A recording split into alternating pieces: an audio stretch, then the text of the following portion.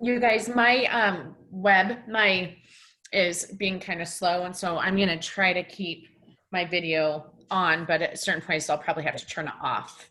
Just Okay. All right, are we live, Madam Clerk? Yes, we are. All right, good evening. This is a continuation of the regular October meeting of the Board of Trustees of the Blaine County School District number 61. We went into recess approximately 10 p.m. last night, and it is now 5:59. Now it's 6 p.m. This is a continuation of that meeting. However, Madam Clerk, just for the record, will you please go ahead and call the roll? Trustee Larna, present. Trustee Stone, Present. Trustee Turner, Present. and Trustee Rourke. Present. So the quorum that we had last night continues. And again, this is a continuation of the regular October 2020 meeting of the Board of Directors, Blaine County School District number 61. Madam Clerk, a couple of matters, if I could, just to clear up some questions about the agenda itself. We recessed last night while we were still on the subject of instructional model for school operations, Plan A, B, C. That was listed as an action item, correct? Yes, that's correct. All right, and then we have on the agenda later, here it is, under the information agenda, Plan B review and evaluation, and item F, Plan C review and evaluation. I think what we're technically doing right here is taking all of those topics at the same time. Is that everybody's understanding? Mhm. So let's, if we can, let's simply note in the minutes that the agenda actually contained some overlap, so that under the information agenda, items E and F have been consolidated with the action agenda. F would be the item in the action agenda. Then we also have under the information agenda C, the athletics competition protocol. And I think that has been taken up and disposed of last night, correct? That was the first item on our action agenda, That's correct. but I see it also on the information agenda right after the board chair report. Yes, I was instructed to put in both locations. So again, just let the minutes reflect that that item was consolidated with the same item that we took up last night on the action agenda. And then we had some confusion earlier in the week about the topic. I think it's under the information agenda H, is that correct? Or is this the action agenda? It's action agenda topic H, which is the proposal to authorize funds to hire 2 part-time nurses as contact tracers. And there was some confusion, at least in my mind, which happens all the time, about whether that was going to be removed from the agenda, and if so, why? Dr. Holmes, do you want to address that? I can tell you what I know about that. I know that you had previously approved some FTE for hiring nurses. As I told you last night, Ms. Bronson has made an offer to one of those, and there would be 3/10 of a position left. And then as far as contract tracers, she's not offering positions to anyone. She's contracting with retired nurses to work on an as-need basis to help with contracting. So that wouldn't be an FTE approval. That would be just using funds in that budget for paying the contract. So I don't think there's any need for approval there. Mr. Fletcher, I see you or at least I see your name. Are you online right now? Yes, Chairman, I'm here for it. Thank you. As far as you are concerned, since you are the financial wizard for us, is there anything that we need to do that we have not already done in order to properly authorize funds to hire these contact tracers? We thought it made sense to certainly let the board know that the funds associated with the nurses, it looks like it will be dedicated, assuming that this FTE does come through. It will be consumed associated with the nurses, and that the contract with a nurse to conduct the contract trace, it's too many C words for me, I'm sorry. But the work associated with that would be a fresh pool of money that the board would then allow us to spend in that effort. The funds for this, we would either take out of some of the Corona relief funds, or we would take it out of contingency reserve. And it's really hard for us to quantify at this particular moment in time what that's going to look like, simply because it's all going to depend on, do we stay in B? Do we move to C? Do we go to A? And in terms of educational content delivery. And so if we go to C, we're going to see those hours drop down significantly, maybe even to 0 for some weeks. But if we stay in B and A, we'll have those folks hopefully not terribly busy, but if things continue the way they are, certainly busy conducting that work for us. So it's hard for us to wrap a number around whether that's going to be 5,000 or 15 or 20,000, because it'll really depend on the demand as that curve presents itself. So is that in the nature of an open-ended allocation of funds? We could certainly approach it from the perspective of open-ended, or we could request that the board give us like 20,000 or 15,000. And if it looks like we're bumping up or exceeding that, then we can come back to the board to ask for more money. So we do need to take that up tonight and have a vote on the authorization of those funds. Is that correct? That's correct. Yeah, we think that would be appropriate. All right, then that item will remain as currently posted on the agenda. Does anyone else have a comment? Yes, go ahead, Dr. Holmes. You could take the superintendent's report off, or you can note that the report was a part of our discussion under action item F. We don't need to do it twice. All right. Unless you want to cry over the data one more time. No, I've had enough of that. I don't know about anybody else. All right, then we are back on the instructional model for school operations, which is where I believe we recessed last night. And I think that we had just taken a look at the proposal for returning the elementary schools to a 4-day rather than 2-day live instruction model. Is that correct? That's correct. And you had presented us with a proposal, I'm going to call it anyway, that had been worked out by the elementary school principals. Is that also correct? That's correct. And again, I hate to be redundant, but I want to make sure that everyone who is watching, as well as the rest of us, know exactly where we are.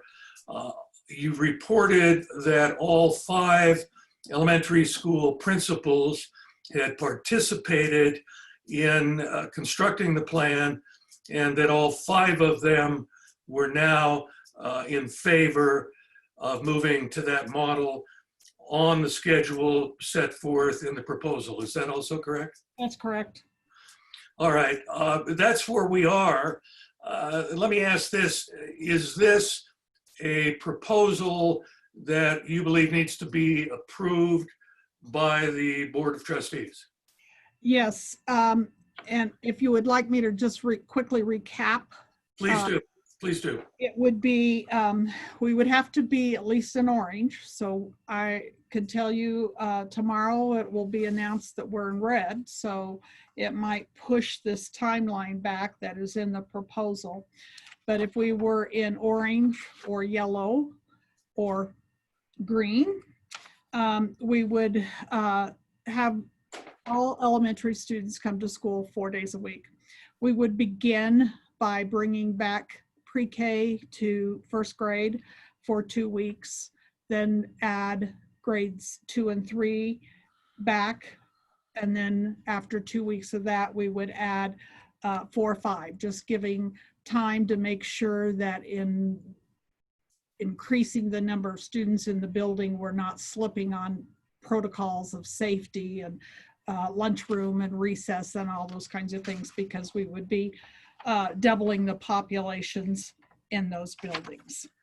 Continuing to keep a very intense focus on literacy and mathematics, which, as I said last night, I know makes some people a little nervous because we have such incredible programming across all kinds of content areas, but making that our primary focus and what we spend the majority of our time on, so that we can try to recoup some of the loss that our students have experienced, especially our least advantaged students in the last several months.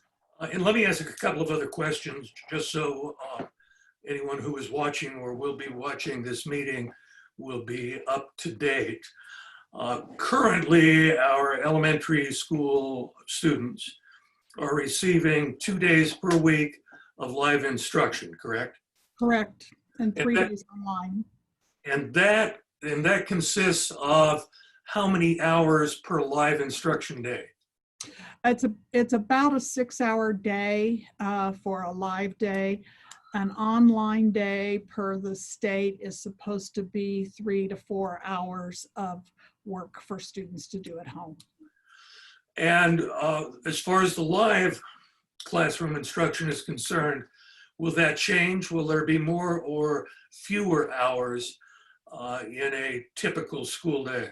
It would be the schedule, our current schedule, the one we had last year would be the continuing that same schedule. And that consists of what? Most of our schools, with the exception, well, 3 of the elementary schools start at 8 and dismiss at 2:30.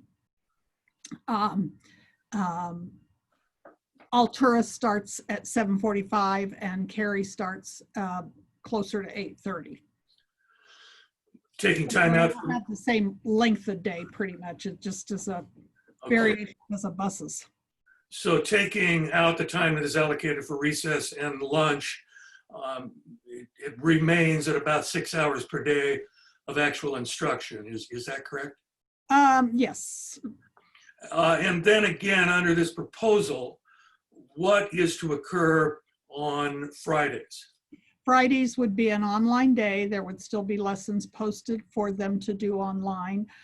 Teachers could still request to have one-on-ones virtually with students, or and also the teachers would work in their professional learning communities to plan and prepare the online lessons for the following week and to plan together. So I think my example last night was like, let's say there's a 4th grade team of 3 4th grade teachers.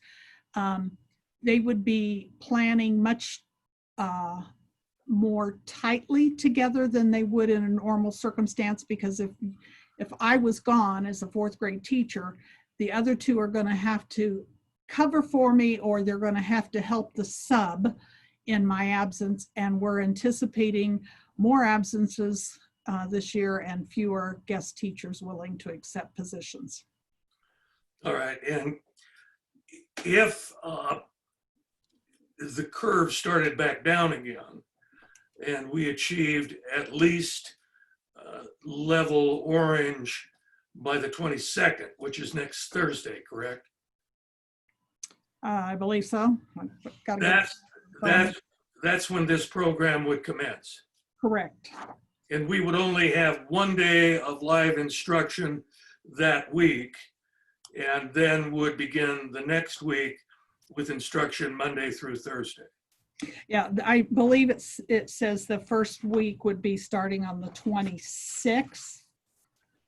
I thought it said the 22nd, but I'll take your word for it. Oh, no, if we move into, it is the 22nd. It says if we move into the yellow or the orange by the 22nd, which I can tell you from my meetings earlier today, those chances are slim to none with our county metrics right now. Okay. those are the questions that I wanted to ask to get us back on track. Let's open it up to questions from the other trustees. Let's begin with you, Trustee Stone, please. So the first thing I want to bring up is that we were talking about surveys yesterday. There was the board survey that we did very early in the school year, which is kind of like 100 years ago now, because COVID years, COVID days, like a year, every one of them. And then even the one that John Thomas did, even that was from 2 Fridays ago. And so I think as you look at the data points about staff willingness to move to Plan A, it's important to also look at where our community was and where spread was at that point in time. And from one survey to the next, the spread had increased, and it has increased from there. And the interest in going to Plan A has decreased kind of on that path. And my guess is that if we did another one now, especially being in red, that there, it would reflect a real concern. And I think our emails are substantiating that right now with the spread as high as it is right now. So it sounded like we were conflating a little bit where we are now with a survey that we did in the kind of beginning of September. And I want to make sure we're not using that as our reasons for saying that staff are fine necessarily with going into Plan A right now. I think as we're thinking about how do you decide when you go to Plan A, the main and maybe the only thing that they really put on that proposal was community spread, which obviously is important. That impacts everybody's exposure when they're outside of school and the ability to bring that into school. I mentioned a couple of these yesterday, but just trying to think through what I think about when trying to decide when I would be comfortable opening schools up. There's community spread. There's also, as I mentioned yesterday, contact tracing capacity, and we're working on improving that. But if we can't, when we hear of a case, if we can't then protect the people who are around that case, we can't stop the transmission. So that's a key part of this. So contact tracing capacity, I know that we're hiring some people to do that. We're also going to be losing Aaron. And so that will be fluctuating how much capacity we have there. And I think that needs to be a key consideration. Not having spread in our schools is important, not just community spread and not just school spread, but both of those. How many quarantine students there are, because right now, quarantine students are, I think, the hardest to reach because they're missing the in-class instruction, and mostly that is not being conveyed in 2 places at once. You can't get the in-class instruction for most students when you're at home. So how many quarantine students we have, what our staffing capabilities are, which has to do with what's sub availability and how many staff are out. Do we have sufficient space on transportation? And are the principals ready to go? Have they actually had the time to really sit down and work through with their staff what having twice as many kids in school looks like? As you said, the numbers are not going to go down anytime soon, it looks like. So I think that gives our principals time to make sure that maybe they've already had the time to do this, I don't know, but to make sure that they've had time to really work through all that with their staff. I would like to see, from a transportation standpoint, I've brought this up a couple different times, but this would be an opportunity for parents who can to offer to drive their kids. And maybe if rather than cutting out a bus route, which potentially has students on it who need to take a bus to get to school, is there a better way to do this where we could have parents helping drive their kids to school and maybe change bus routes in order to be able to function with the number of bus drivers that we have? Can we come up with some creative solutions with the busing and tap into the fact that we have a lot of people here who can maybe drive their own students? So those are different factors, that I would like to see. I think the community spread side of it, if we just pop down on the 22nd into orange, we've seen it already, our last meeting, 2 meetings ago, we had just gone up and then it dropped down, and then we had our meeting yesterday and it shot back up again. So we know it can bounce around. What we're really looking for is, have we, as a community, are we kind of in a holding pattern a little bit more I would love to see, 5 consecutive days in orange and yellow, or green, before we consider moving forward, rather than, that day has it hit it. Yeah. So I think those are all things that need to be considered as part of a decision to do this. I think we could put some parameters on some of it. Yeah, it's complicated.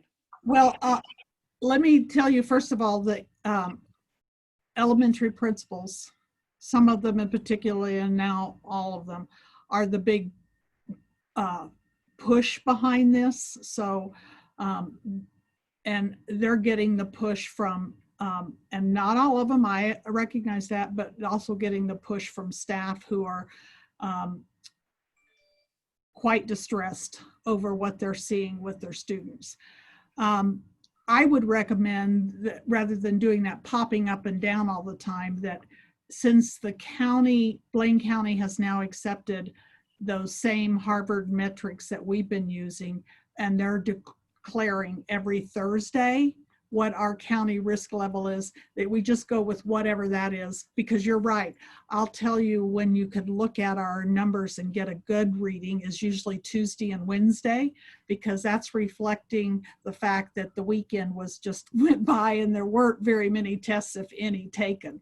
And so you're getting the results from those straggling tests, and then they'll go back up again because all of a sudden more tests are being taken. Yeah, that makes sense. I could see doing that. Trustee Lorna, comments, questions? I just want to commend all the principals that putting so much work into the proposal. Laura was talking, or Trustee Stone was talking about all of the questions that she had, but have we had the opportunity to ask these questions to the principals? Like, maybe I think that would be a great opportunity for us if we have more questions to ask, because maybe they do have some of this figured out. It was always my understanding that once we were in, green, or that we would allow kids to go, into Plan A, and we were hesitant about that. The board was, and so that didn't happen. I also understood that once we went into Plan A, if the school had spread, and that school or that classroom would have to shut down, but not the whole district.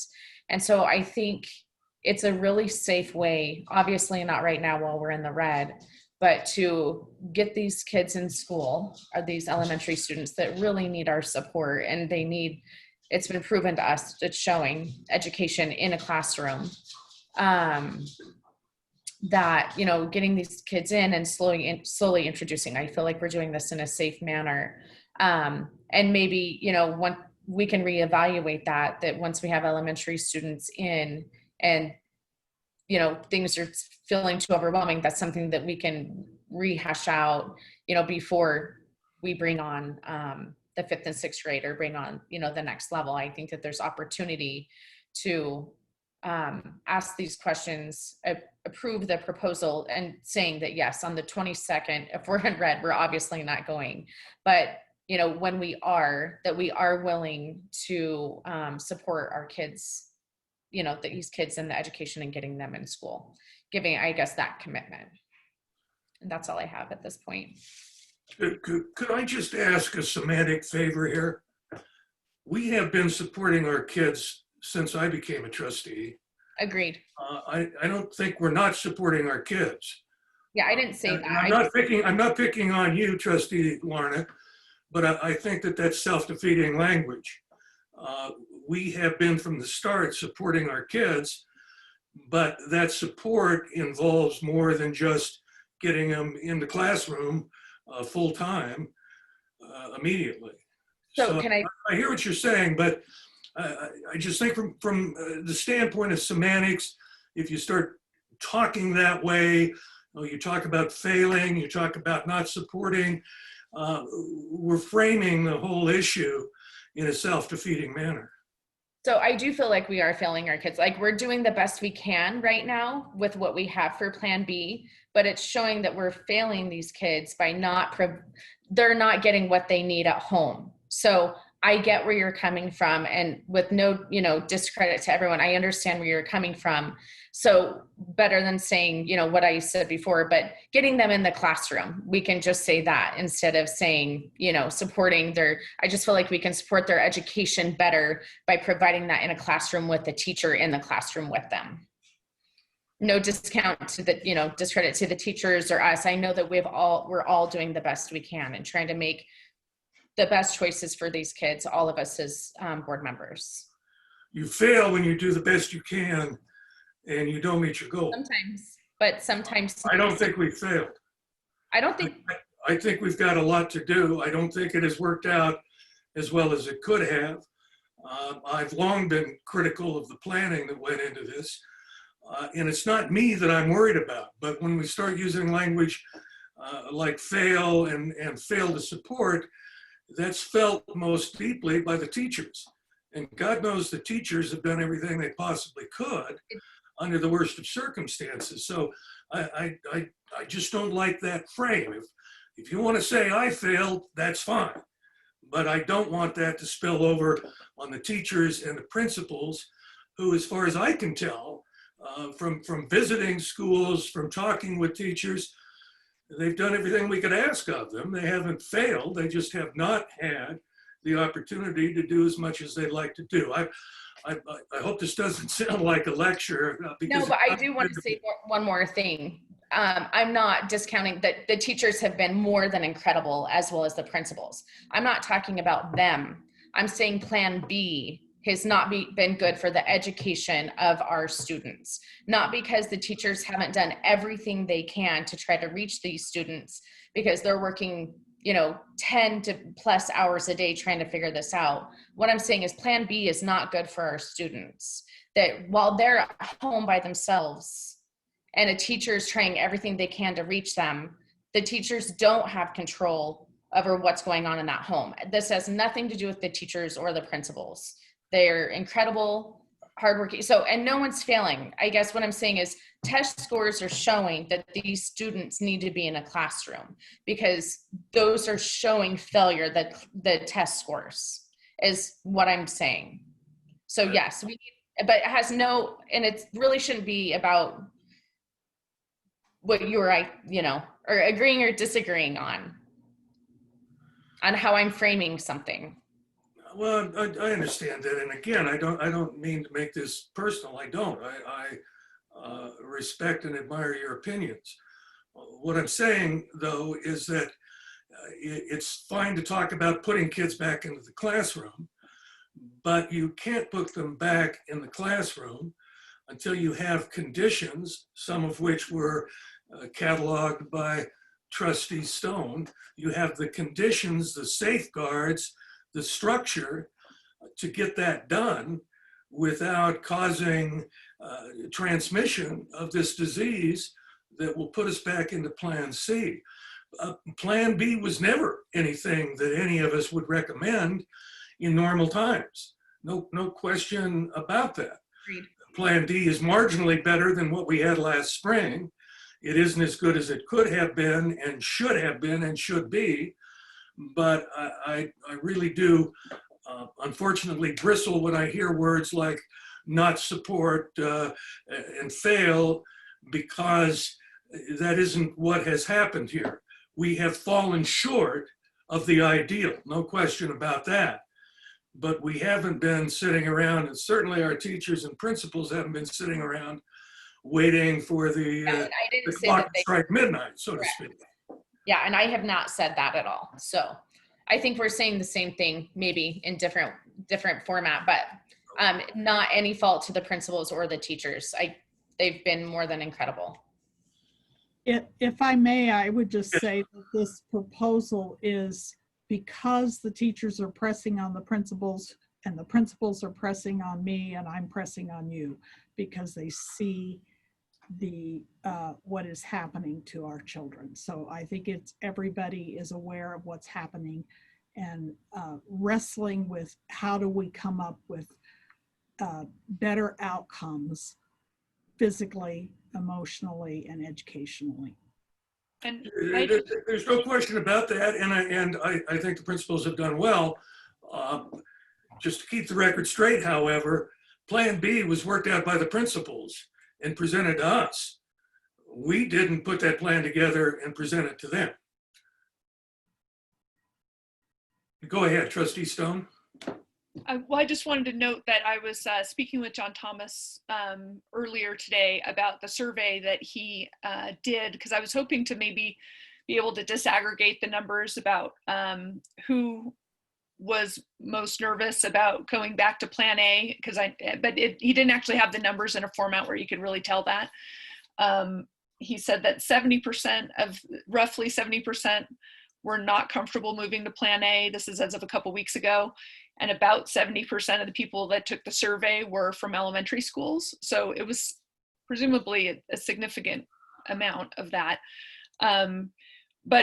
But he's talked to lots of people as part of doing the survey and read a lot of comments from a lot of people. And I would not say that your characterization that this is coming from teachers really pushing to get school open again, that's not consistent with what he was telling me.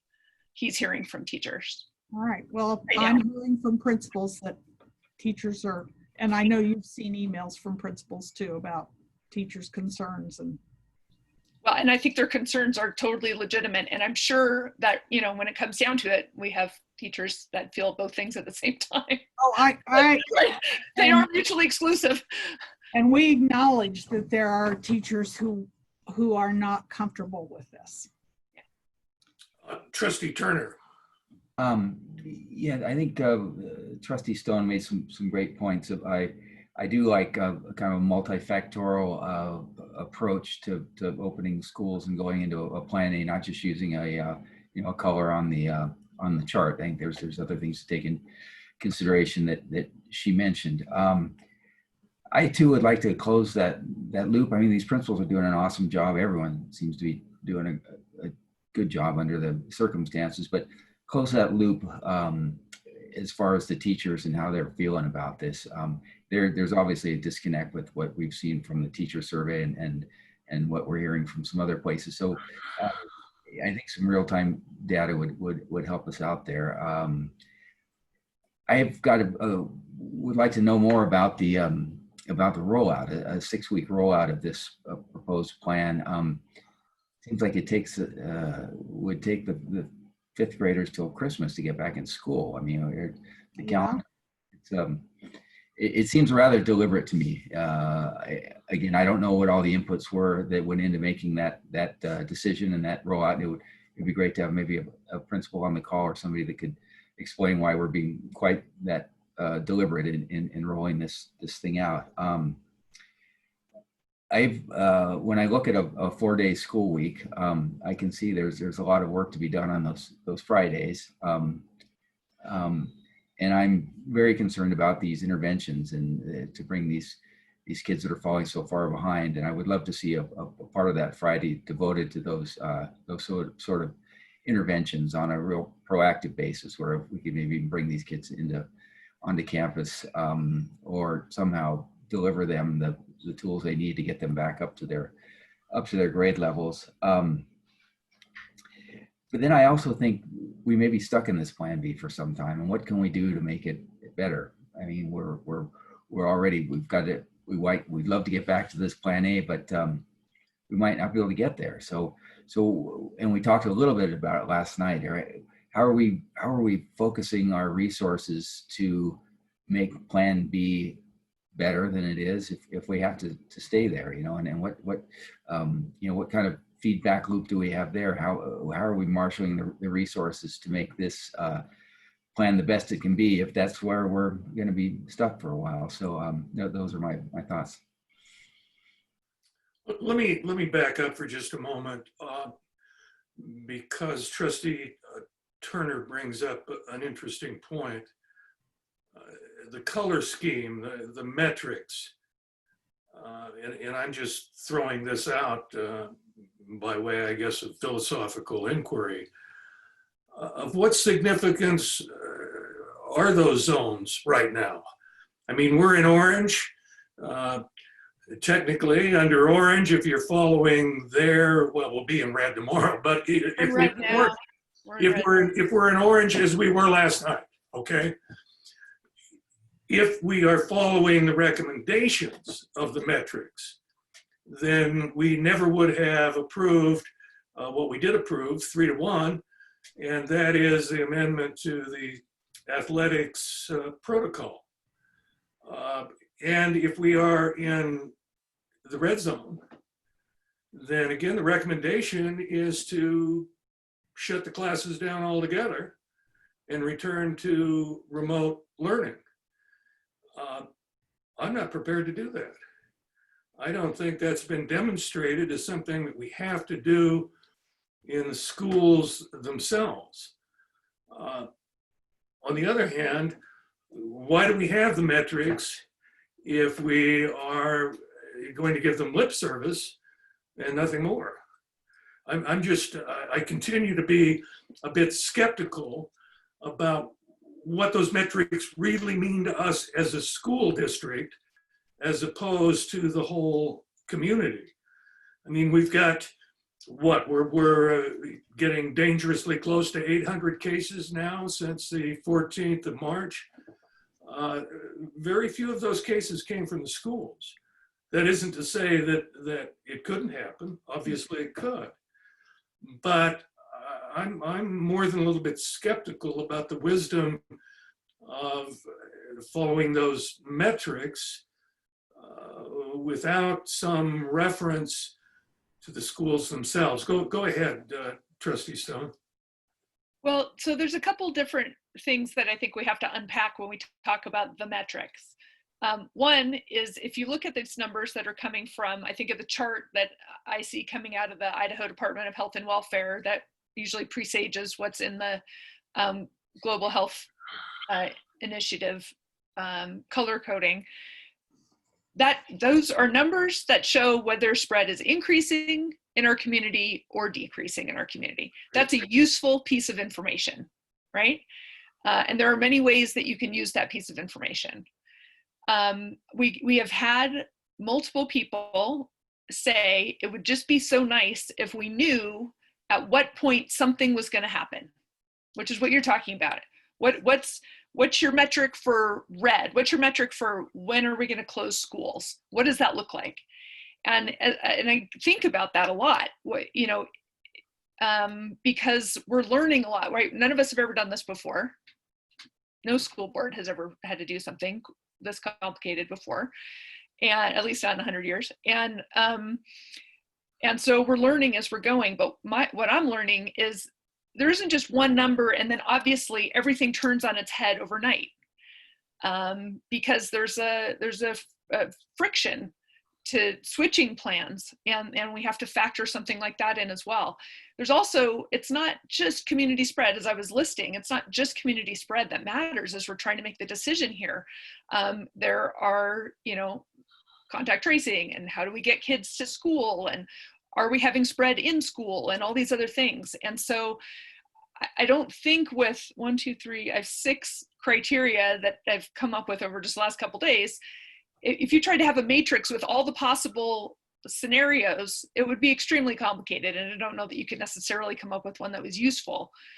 So I don't think we can say in red this will happen, because it's more complicated than that. But I think we could be more clear about the factors that we're looking at, and start approaching how to improve them. Things like, making sure the principals have had time to be prepared, which they may be already. What alternatives do we have for transportation? Or what would we do if there was spread at school in order to try and eliminate it? I think we could tackle each of those things and try and have more information. But I agree that having one number that says, at this point, this is what will happen, is just way too simplified for what we're dealing with. I agree, absolutely. And that's, the Yeah, metrics, one number. colors don't really mean much. I think what means much is where are we headed? What is the trend? Is there increased community spread? And not are we red or are we orange? And I'm 100% behind planning for an eventual return to Plan A. But when I say planning, I don't mean the kind of haphazard stuff that's been going on. I think the The points you bring up are excellent. How are we going to get kids to school in this plan? How are we going to get them back? How many contact tracers do we have so that if there is a case of COVID in the school, we can see to it that the spread is somewhat under control? Those are things that we can do. But if somebody wants to know what we would do if the metric for the county as a whole was in the high red, I can't say that. And what do we do if Hemingway reports this week, we're in Plan A, and they report 10 cases of confirmed COVID-19, but Bellevue has no cases. So the whole county is in the red zone. Hemingway clearly has spread in the school. Bellevue does not. Under those circumstances, I don't see myself supporting shutting down Bellevue and Haley. And I don't know how many cases right now it would take before I would think it was prudent to move an individual school or 3 individual schools, whatever, from Plan A to Plan C or B or whatever. Go ahead, Trustee Stone. I just going back to the metrics one more time. I think it's important to remember where they came from. And, you know, I call people up and I say, we're in 41.3 today. And the first thing they ask me is, what does that mean? Right. So but you tell everybody we're in red, that means something. So when these different groups and all over the country, they've come up with kind of a color scheme, it's just to give people who aren't following the numbers all the time a rough idea of where we are. And they picked these based on suppression and how rapidly is it spreading and how quickly could it be becoming a major problem in your community, so you can understand how much people need to be paying attention at the time. And so I think the colors are meant to be a shortcut, but they're meant to, you know, give you a rough indicator without having to do all the reading that we're doing in our spare time. It's to give people a rough idea of where we are. And, you know, there's significantly more COVID. There has not been this much COVID in our community since the beginning of April. You know, that's what this is telling us. Dr. Holmes was at the mayor's meeting today. Is that correct, Dr. Holmes? That's correct. And since I think we're all interested in knowing what the other local government units are doing, what did it look like to you? What is the rest of the community, the rest of the county doing? All of the city councils, with the exception of Cary, have adopted the Blaine County risk metrics that the Blaine County commissioners have led the way on, and are using those metrics, which are based on the Harvard metrics. But as I said earlier, every Thursday they are releasing what the rating is, and it stays for a week instead of the everyday change type of thing. The city of Haley has been probably the most aggressive in trying to address this. They passed, I believe it was last night, a revision to their emergency order on mask wearing that tightens it up a little bit, so that if you cannot wear a mask, you have to wear a shield.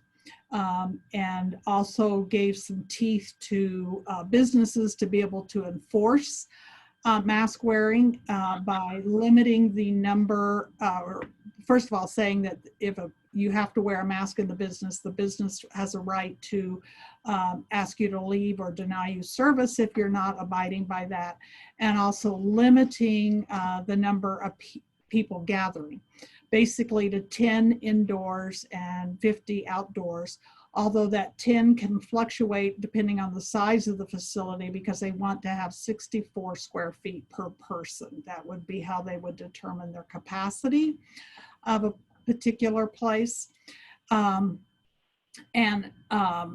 So they're working hard to tighten it up because they are seeing the spread in the community.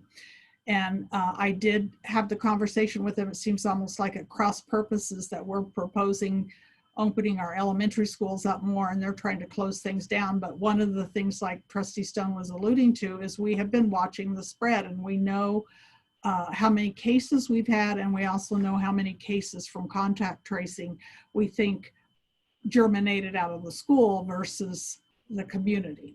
And we will continue to watch that. The city of Ketchum is just trying to provide more education. They're not taking any more restrictive measures at this time.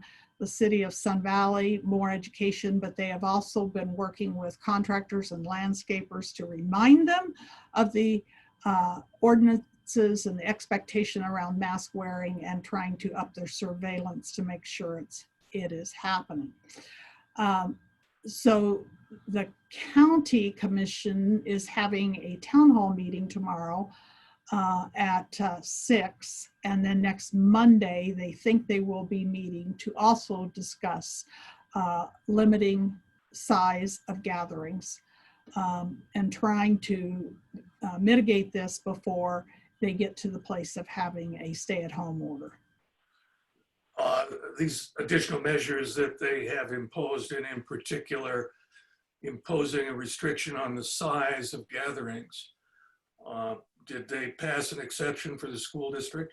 They did pass an exception for the school district, and we did talk about the fact that one of the reasons why I feel comfortable, and I'll be honest, some of the principals are pushing even for secondary students, not all of them by any means, but some of them. The reason I feel comfortable with elementary and still am pushing back to secondary is in our elementary, it's easy to keep our students, well, easier, maybe I should say, to keep our students in cohorts of about 20 students, because that's an elementary class, 20 to 25, and they could stay together throughout the day. And I think even those of you that have visited Alturas, you saw how they're even serving lunch in the classroom.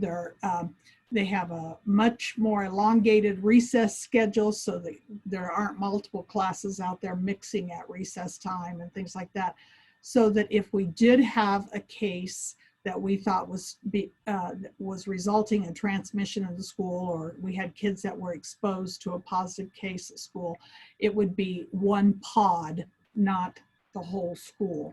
Where at the secondary level, when they're changing classes 4 times a day, and it's much harder to control, and it would be a larger situation if we had an outbreak in a school.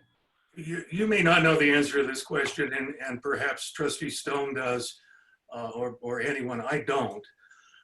With the contact tracing that has been going on, and I realize that almost all of this information would be protected by HIPAA, but presumably somebody knows where these cases are coming from. Yeah. There's no sense in doing contact tracing unless you know where the case began. Right. And so has there been any compilation of that data? Obviously not that which is protected by HIPAA, but do we know whether the cases result from restaurants or bars or construction sites? What do we know about that? What we do know is that most of the cases have resulted from families and our students or our teachers. So family gatherings or weekend gatherings with friends and family. The South Central Public Health District, not this week, but last week when they were discussing the cases, they also noted that a lot of them were in the construction and landscaping business. I think those are probably 2 of our larger businesses in the county, so I don't know how that number really fits in the spectrum of what are the other possibilities. But we do know, and contract tracing, as I said last night, has gotten much more efficient and much smoother, at least in the student side of it, because principals and nurses have been through it enough times now that they're they're getting the flow of how it works. And Ms. Bronson says she's taking many fewer phone calls and emails to walk people through it. We do know, though, that we have had a couple cases of transmission in the school. As I said last night, we had a transmission we felt like came from the football team. There were 60 some kids that could have been transmitted between, and thank heavens we had 2 football players and then 1 other student that was associating with them. We've had a transmission either student to staff or staff to student. We're not sure which direction it originated, but it was one of our high contact students that requires the kind of care that you cannot do from 6 feet away. And then we've had transmission staff to staff. And I don't know if part of that was, I believe, teachers meeting in a group to plan together and work together and not following protocol when they were planning. No students had to be quarantined for that because students weren't involved in that. But one of the things that we have to continue to be very diligent about is following those protocols at all times, because when we let down our guard, that's what happens.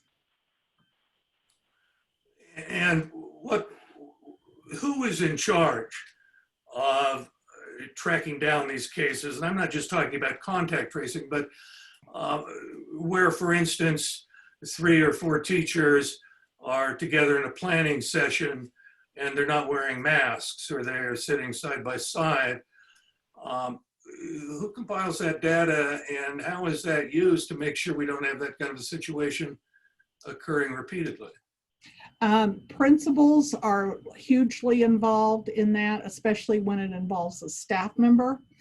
School nurses are hugely involved when it involves making sure children were not exposed or what children were exposed. They have a shared spreadsheet that all of this information is entered in, and then Brooke and Aaron compile that data every week for us and also note those trends. I have also been doing some surprise visits to school to monitor how we're doing with compliance, and have been very pleased with the compliance I'm seeing, with the exception of one place, and that principal and I have had a conversation, and I don't anticipate any more problems there.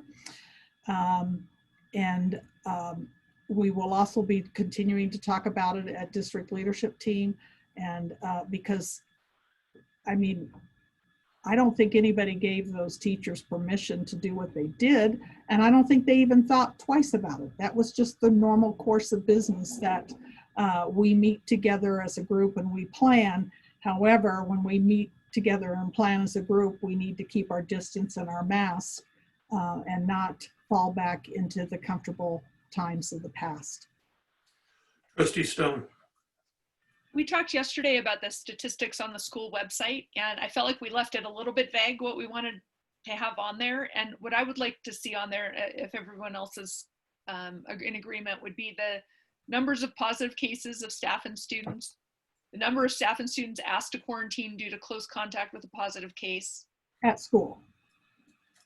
Yep, that we've asked. Yeah, exactly. And then the number of staff and students who have tested positive and or have tested but are awaiting results. That's the last thing. I just looked at what you normally send to us. All right. I did not see Ms. Bronson today, but I did send her an email this morning saying if you could tease out the number that are out because of possible contact at school, how many we have said you've been exposed here at school, so you need to go home for 14 days or until we get a negative on that individual that we think exposed you. It won't be any extra work because it's just that report that you send to us each week. It is separating that one column, because that one column tells you everybody. We've got other people that are quarantining because they were exposed somewhere else, and we're just trying to track how many kids are missing school. So if we're reporting how safe of our schools are, we want to try to make sure that the number is for example, when we had the football player thing, which the quarantine was up today, but let's say that we could say there were 59 students that we told had to quarantine because they were exposed at school. And I think that's the number we want. I don't think that if a child is exposed off campus, that is something that ought to appear in our statistics. It doesn't really have anything to do with what we're doing. But I agree with Trustee Stone. We need to know not just how many confirmed cases we have in the school, but how many students have been quarantined because of contact in the schools. And that information needs to be readily available to the public. Trustee Turner, did you have a comment?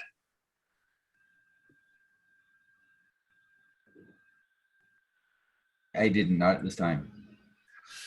Trustee Larned? Let me back up then a little bit. I don't think there's anybody here tonight who is the least bit optimistic that by next Thursday, we're going to be able to commence the movement to Plan A in the elementary schools. Is that a fair statement? Dr. Holmes, you're holding out hope? No, I'm agreeing. I thought you were just talking to your fellow trustees. So I guess my recommendation would be if we could get back to Orange and stay there for 2 weeks, that's when we would kick this in, whatever that date is. Okay. Trustee Stone, if you could, would you take a little bit of time, not that you have any time that you haven't already spent. I think we ought to have a list of those factors that you mentioned, things that we want to see as part of any plan to return to full-time classwork, such as the transportation issue, the contact tracing, and I think that all ought to be included in whatever plan is presented to us. I don't think that there's any point in trying to approve the plan tonight because the plan is not going to go into effect next week anyway. But I would, I'm not criticizing anybody, but I don't want to adopt something that says we're going to Plan A on Thursday, the 22nd of October. I think that we need to see something that says we're going to Plan A pre-K through first grade on the 1st of November or whatever. And here are the measures that are in place, such as transportation, contact tracing, those kinds of things. So if perhaps you can circulate that, Trustee Stone, and make sure the principals and the administration have that, that would be much appreciated. Before we leave this topic, Trustee Turner reiterated something that has haunted me since I looked at the materials that were presented for this meeting. We've got kids that are so far behind that, as Trustee Turner pointed out last night, if something isn't done, they're not going to be prepared for middle school, much less high school. And when we talk about working with them on Fridays, we're right back to this conundrum where we've got teachers that are already overworked, and now we're asking them to do more work. Is there any reason why we can't find retired teachers or hire some teachers whose job it will be to work with these kids? I mean, God knows I'm no spendthrift, but last night we were told we got $15 million in the bank. And if we got $15 million in the bank and it's there for an emergency, isn't it an emergency when we've got this many kids who are that far behind? We do have a lot of interventionists in reading and students learning English. So I would want to go to the principals and say, you know, is what you have enough? Of course, their answer is going to be no if you always ask the question that way. So what else would you need? I don't know that we could hire a lot of retired teachers because they're generally our guest teachers and they're not accepting positions this year, which is part of the same conundrum we're having with guest teachers. Is if they're the more senior members of our community and higher risk groups for this disease, they're not willing to put themselves out there, and I don't blame them. So I would not hang my hat on being able to find a bunch of guest teachers, but we can talk to principals about that. One other thing I wanted to ask was, you're asking about contract tracing and transportation and everything. And my question is, do you want more details than what is in the plan already? Because Yes. we're following that plan. I do. I'm not speaking on behalf of anyone else, but I think needs to be very detailed. If we're going to be dropping bus routes as part of this transition, I think we ought to know what those bus routes are. Yes, I agree with that. I think that information ought to be released to the public, to the parents and the students before it's imposed on them. If we're going to do this, and I am in favor of doing it as soon as it's prudent to do so, let's not be where we are right now. Let's have a very smooth, very polished, professional approach so that all bases are covered. I don't think we're there yet, but another topic that is going to have to be discussed at some point is, and I hope that the teachers don't immediately start quivering over this, their input is extremely important to me. And I think we have to pay very serious attention to their concerns. But on the other hand, I don't see that we can wait until every single first grade teacher feels safe before we can go to plan A. I'm throwing that out for discussion. Let me start with you, Trustee Lerner. If you want to make a preliminary comment, go right ahead, Dr. Holmes. I was just going to say, I agree on the bus piece because we have not been successful. We need to come back to you with greater plans. I'm still questioning, do you want more detail than contact tracing? Because we gave you 100+ page plan that has all the documents we're using every day for screening and the flow chart of the process and everything. Criteria. We're asking for criteria for how you decide you're going to go to this plan. What does our situation have to be in order for us to go to the plan? Okay, well, I thought you had a task force doing that. We will gladly do that. Right? Is that what you mean? That's part of it. I also want to know how many contact tracers we have and how much territory they can cover. I mean, I think we have to know that there are adequate resources that we can do this contact tracing and we can do it in a timely fashion. If we don't have enough personnel and it's taking us 2 weeks in an individual case, I don't see what value that is. So I want to be assured that we can do this in a timely fashion. And I think the criteria, that's important as well. But I think that those are blanks that need to be filled in, certainly for me, and I'm only speaking for myself. Trustee Turner, you had a comment. Yeah, I'd like to go back to that intervention piece again because it's just, it's so big in my mind. Thank you. You know, I know in the reentry plan, we talk about, you know, the strategies for intervention and you know, they look similar to what I think were our standard operating procedures under any scenario where we had kids that were at risk. My question and my problem is, are they scalable enough to meet the demand for the kids that are in this category, this growing category? And I would sure like to see a plan that shows where we can find additional resources that beyond what were in the original reentry plan, because I think we now see this problem is much greater than we anticipated. By what factor, I don't know.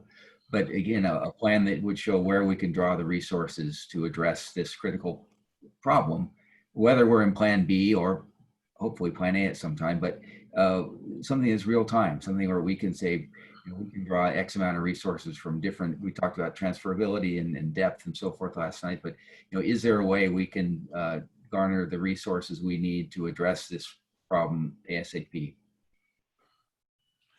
Trustee Larnum. I just have a question on the guest teachers. I understand kind of in the beginning why we weren't allowing that, but is there a way? I've had a guest teacher. She taught all year last year for Carrie and helped a teacher. And she's come to me multiple times saying, how do I get in the school and help? I know that they need our help.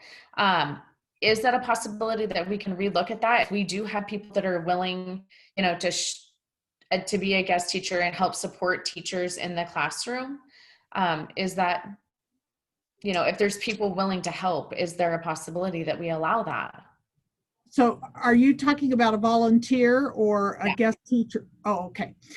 So it's not like a substitute guest teacher, but a guest teacher. Yeah. Like a volunteer.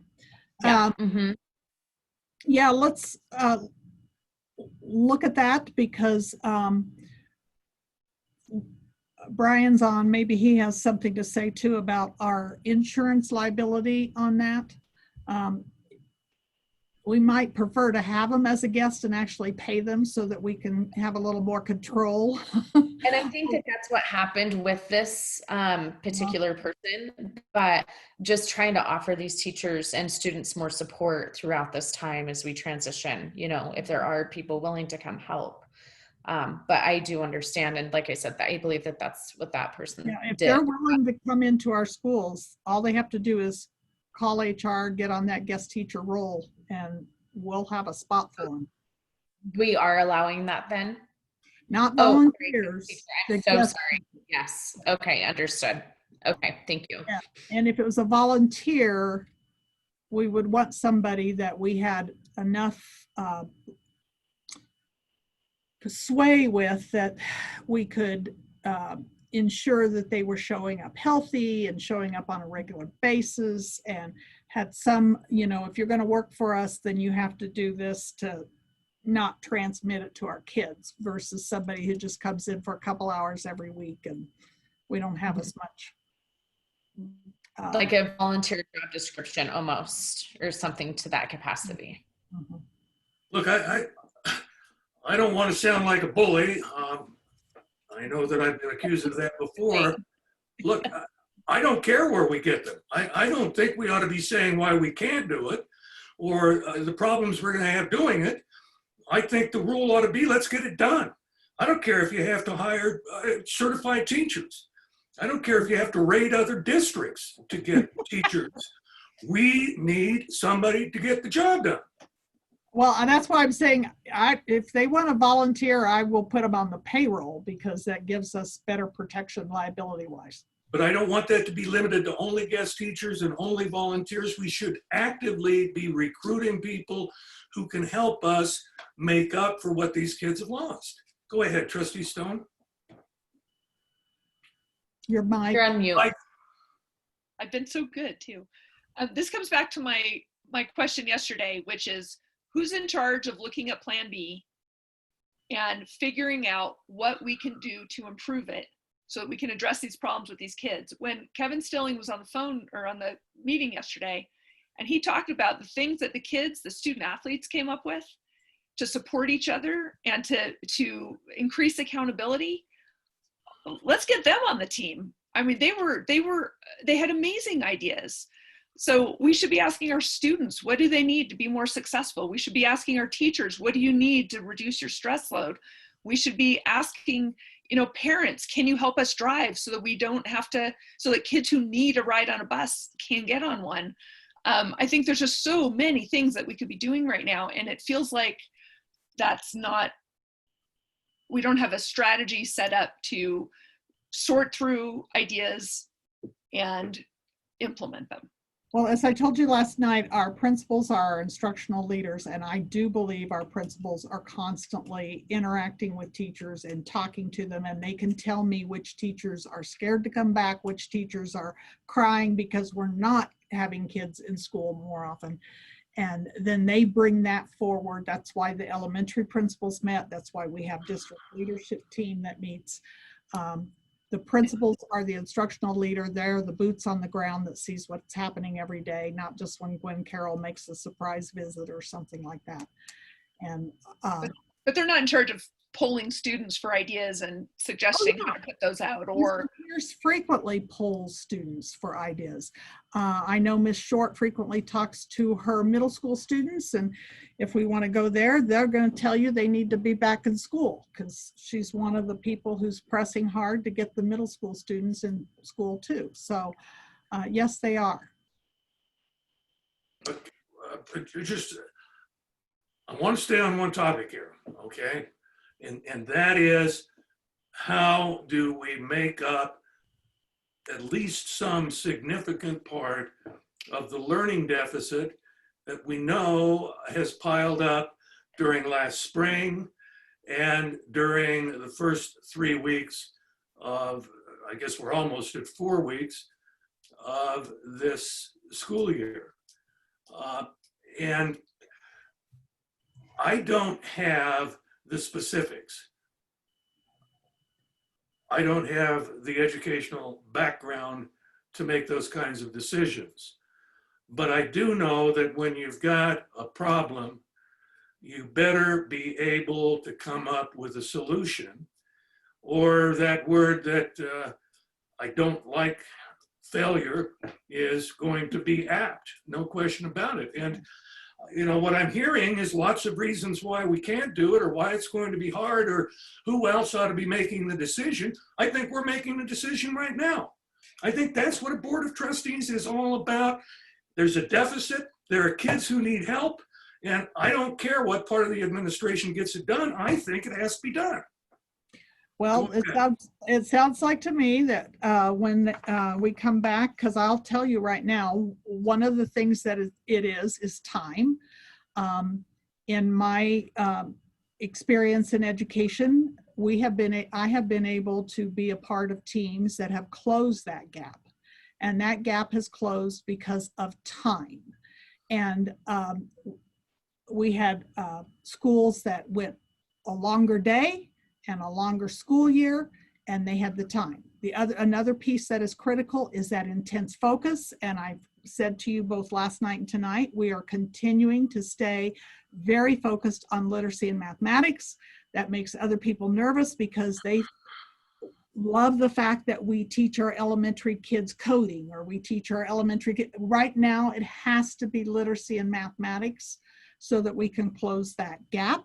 It takes highly skilled teachers to be able to do that.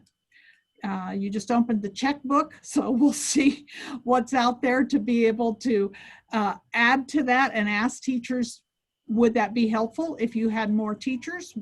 Where would you put them? How would you use them? Type of thing. But the biggest impact is going to be the time and the intense focus and the high expectations. And that means we have to see ourselves as essential workers. We are essential to this community and essential to fixing that problem. And I know it's scary coming to work. I didn't mean to imply, and I hope I did not imply, that all of this could be done in a week.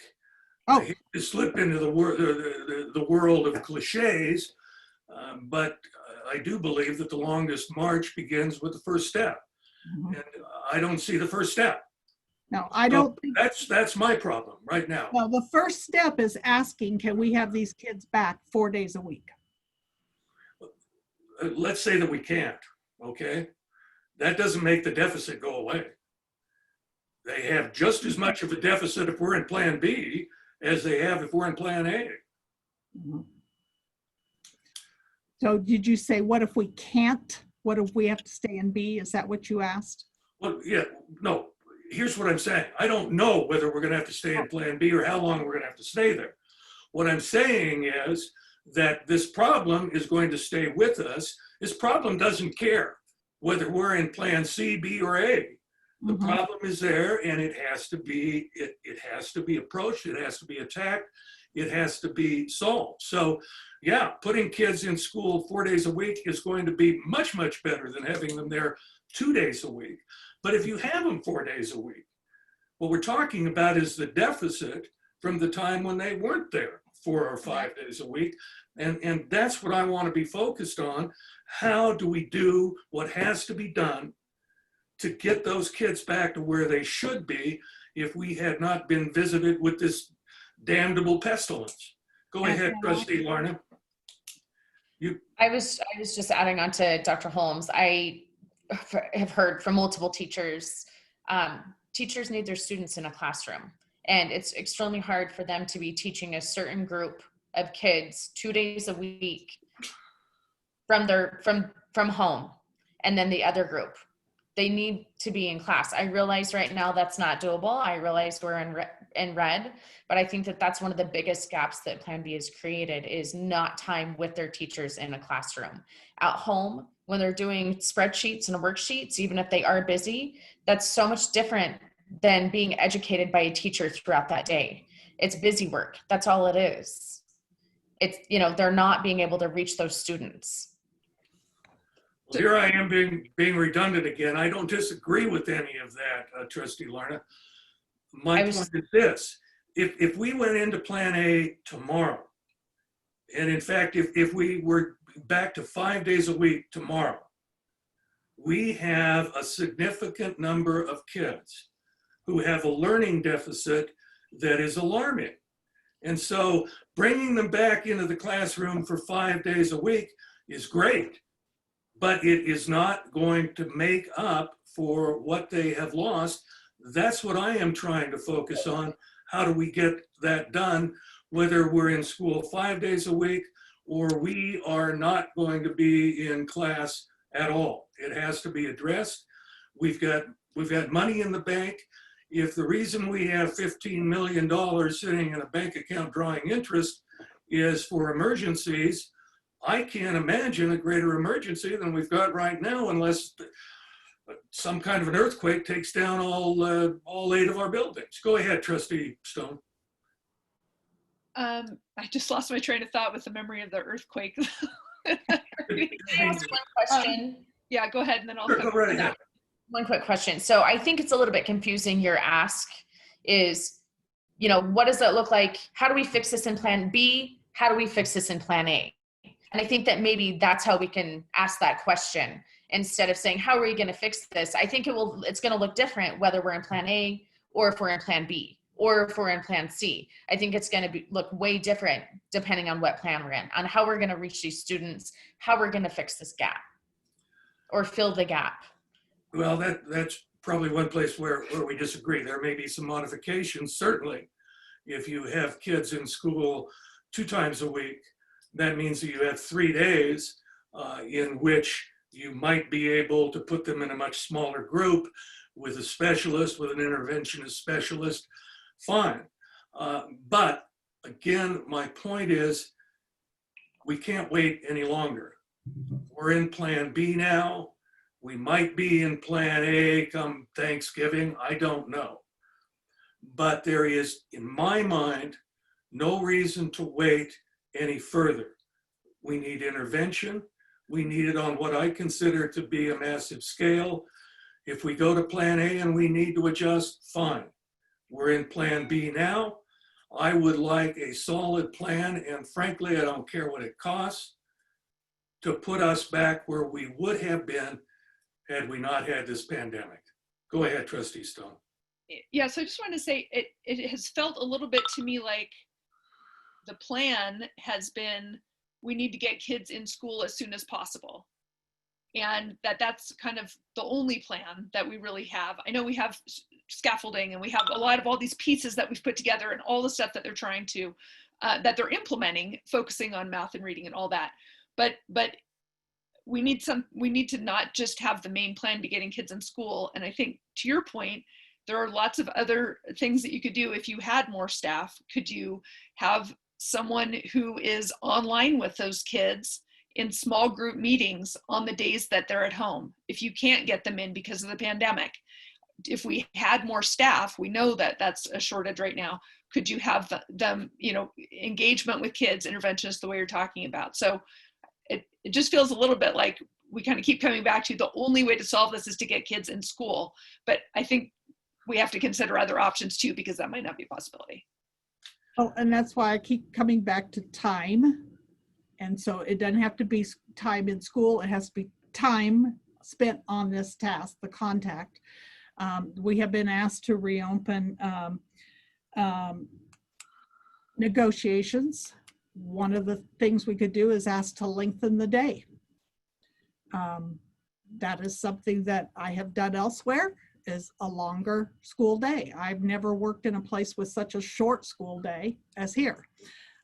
We are more than meeting the requirements for our elementary classes by state law, but that's just state law. That doesn't mean that they're being successful. So time is a big expectation, that intense, narrow focus, and that means we have to let go of things that we hold near and dear and say, right now, it's literacy and math. And Ms. Martinez has already started working toward next summer, trying to get some teachers to participate in a committee to plan for a more robust summer program. That has been very hard here because people don't want to work summers, but maybe we can get some folks that are concerned enough about the deficit that has occurred that they will be willing to give their summers to work on that. So I'm going to keep saying it's time, it's expectations, and it's that intense focus. And we will look and see, Brooke and principals will start looking to see what other additional teachers we can find to add to that time factor. I appreciate that. And again, I'm speaking for myself, obviously, not for the board. But to ask our teachers to do more than they're doing right now does not strike me as a very wise approach. Our teachers need help. If we are going to get to the kids in the way we ought to help them make the most of this school year, and we're going to make up the deficit that they've suffered, I don't think we can simply say to teachers, you know, what we really need is for you to put in another hour. I just don't think that that's a realistic plan at all.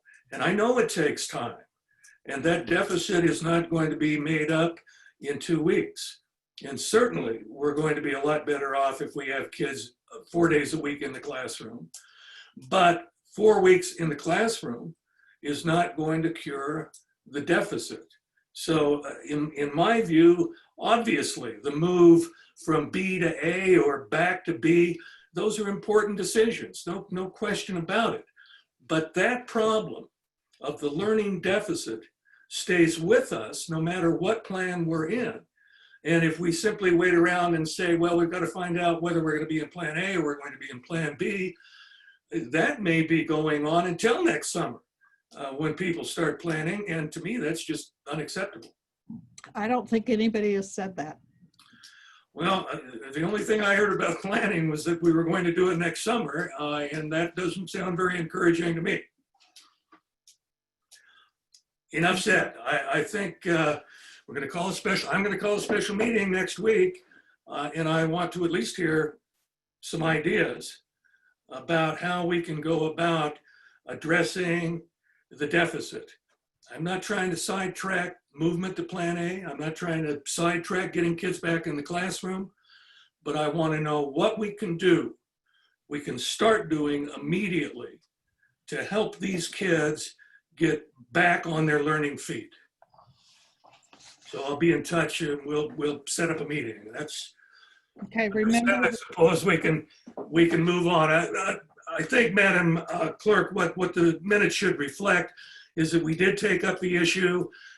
We had what I suppose anybody would be able to see was a robust discussion, but we are taking no action at this point as far as the proposal to move from Plan B to Plan A, starting with the elementary grades. Is that a fair summary? Does anybody want to add or subtract from that? All right. May I just please remind you that principals do. meet next Tuesday, so give them time. Certainly, yeah, we'll keep that in mind.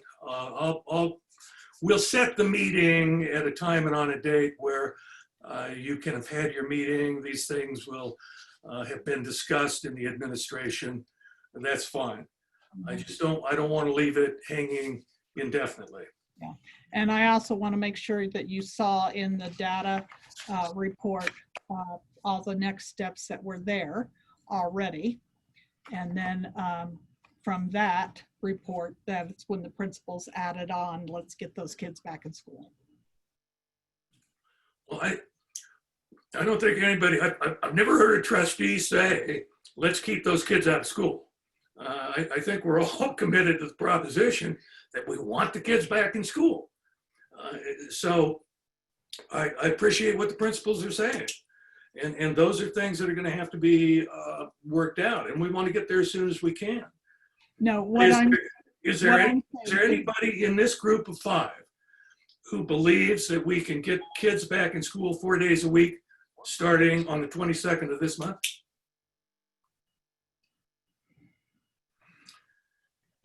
So there you go. All right, moving on. Did you have anything you wanted to add, Dr. Holmes, to your superintendent's report? No, we were just going to go over that data. There was a list of things in there to do to respond to that data, and then the principals took it a step further and added some more, which we have just thoroughly discussed, type of thing. And so my only concern is that the conversation appears to be that no planning has been done, and I don't want that to be the message that our principals are hearing. Run that by me again, because I'm not sure what you were saying there. Well, when we looked at the data and we saw the slide that our elementary kids in particular have taken, in the data memo, there was a list of, I don't know, 7 bullets or something like that of Right. next steps. And then the principals met and said, we need to take this a step further. We need to get the kids back in school. And I just feel like I don't want this conversation to come off looking like to our principals that we're saying they have not been planning how to recover from this. They have been.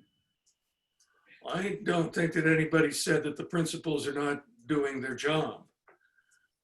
What I do think we're saying is that the board does have the responsibility of governing the district, and there are things that I think we need to emphasize. I have complete trust and faith in all 8 of our principals. What I am not so trusting about is the overall planning that has gone in to the beginning of this school year. And I am not comfortable with what I see as a lack of attention to and commitment to attacking this deficit, this learning deficit. That isn't a message that is designed or intended to implicate the principals or to indict them for some sort of oversight or laziness. That isn't the case. I know what they're doing. I've watched what they're doing. But something has to be done, and something has to be done starting just as soon as we possibly can. So I'm speaking for myself. I think that's the message that the principals need to hear. They want kids back in school, and we do too. And by the time we meet next, perhaps some of these gaps that Trustee Stone mentioned in terms of transportation and contact tracing, those could be addressed. I'm not saying that nobody is planning, that everybody is sitting back and hoping that this will pass by like a nightmare, but I have not heard, for me, enough about how we are going to make up for what these kids have lost. That's all that I have been concerned with. When we're ready to go to Plan A, just as soon as we can prudently, I'm going to be as much a supporter as anybody else. I don't mean to, although I probably have, I don't mean to dominate the conversation. Anything that anybody else wants to add? I would think what we're reacting to is a bullet point that just says additional supports are provided for identified students. It kind of seems generic to me. I would like to know what exactly that means and what additional steps can be taken to and be implemented in the very near term to address this problem. One other thing that I might add there is, as far as the message to the principals is concerned, again, we haven't taken a vote on this. I don't purport to be speaking for the board, but from my point of view, if they need money, they'll have the money. Anything else anybody wants to add? All right. Were you, Dr. Holmes? Chairman Rourke, Pardon me? it sounds to me like what you're saying is you would like to open the conversation for them to tell us what they need. Absolutely. We need to hear from the teachers. We need to hear from the principals. What do you need? And students. To get us to, well, and students as well, and parents. You know, we've got parents that are, they're very exercised over this. We ought to be listening to them, but I don't want this to be a listening session that lasts until Santa Claus comes down the chimney. This isn't the kind of thing that can wait. So yes, broaden the approach, bring people in. But I don't want the principals to be thinking, gosh, this would be nice if we just had the money to do it. And I'm not saying we're going to spend all of $15 million on it, but I don't think it makes much sense to be the greatest savings institution in the county while we've got kids who are falling desperately behind. And I think that's the message that the principals ought to hear. We will support them and we will give them the resources they need to attack this problem. I've said it 4 times now, enough of that issue. So we did finish, Dr. Holmes, last night, I believe, the item that had to do with the changes in the teacher evaluation. And was there anything that you wanted to add to that? Okay. As usual, there is a board chair report. Here's the only thing that I have to report. There are some people who have asked, why are we meeting via Zoom or WebEx? We're meeting virtually while teachers are having to go back into the classroom. We are meeting in this particular format for a number of reasons, not the least of which is the idea that when meetings can be held without putting people together in a room, that's the way they ought to be held until we have this pandemic under control. Secondly, we have trustees that live at quite some distance from where we have typically met at the community campus. Trustee Larna has to spend an hour and a half total round trip to get to a meeting. Trustee Turner has a long commute. I'm the only one who could actually walk to one of those meetings. So there is that transportation issue. Thirdly, if we meet in public, we have to permit the public. And to do that, we are going to have to open up a room that can hold the public. We're not going to be able to take nearly as much public comment because, for instance, the number of emails that we had on one of the topics discussed last night exceeded 100. Now, a lot of those people were from Cary and would not be able to attend the meeting for various reasons. And if they did, and we were to grant everyone 3 minutes to speak, that would, of course, be a total of 300 minutes, which is what, 5 hours. Furthermore, Our custodial staff is already doing all the work that anyone could ever expect of them. And if we take our meetings inside to one of those meeting rooms, it's going to have to be sanitized before we meet. It's going to have to be sanitized after we meet. And once again, we're drawing on resources that could be better directed elsewhere. There are countless local governments throughout the state of Idaho, throughout the United States, who are meeting just this way. All of us have experienced meetings where we had to wear masks, and we have done so willingly. And the idea that in order for us to understand what the students have to go through or what teachers have to go through, and to do that, we have to spend a meeting with a mask on in public makes no sense to me. I don't resent the complaint. But for instance, Trustee Larna is all over this district. She has meetings. She has extended periods of time where she has to wear masks. I know that Trustee Stone has to do the same, as does Trustee Turner.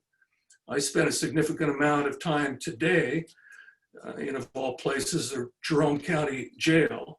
And you talk about a disaster, that place is just sure to erupt before long. And I have to wear a mask when I'm there. When I'm in court, I have to wear a mask. This doesn't represent any feeling that we are above what the teachers are having to put up with. The four of us sitting here believe that the teachers are the absolute cornerstone of our efforts to educate our children. But that does not mean that we need to stage some kind of a demonstration meeting to assure them of our commitment or to show our courage or whatever that may be. This is a format that we wouldn't use if we weren't in this particular pandemic. It is a format that has served us very, very well. It has permitted us to expand our communication with the public, and it has permitted us to meet on short notice. We have held more meetings in the last 4 months than prior boards have held in an entire year. A number of those meetings had to be called on very short notice and probably would have foreclosed the attendance of some, if not all, of the other members of the board. So I offer no apology for doing what we're doing. And it might be kept in mind, though we don't complain about it, we are not paid employees. We do what we do strictly on a volunteer basis. We receive no compensation. We ask for no compensation. And I'm not complaining about that. No one is on this board who is expecting to get compensated. But you'll notice that we have a position open on the Board of Trustees that has been open now for almost 3 months. People are not scrambling to come do what we're doing. So that may sound a bit defensive. It's not intended to be defensive. I think people deserve to know what we're doing and why we're doing it. But we are going to continue with these meetings in this format until it is safe for us and for the public and for the people who work in the district to move back to a live format. So that's the chair's report for the night. The next topic, the next matter on the agenda is very important, and that is the protocol for how to prioritize who gets access to rapid response tests. Dr. Holmes, can you take us through that? Dr. Holmes, we can't hear you. Microphone. Okay, sorry. I wanted to point out you missed item H, and Mr. Fletcher would like a vote on that.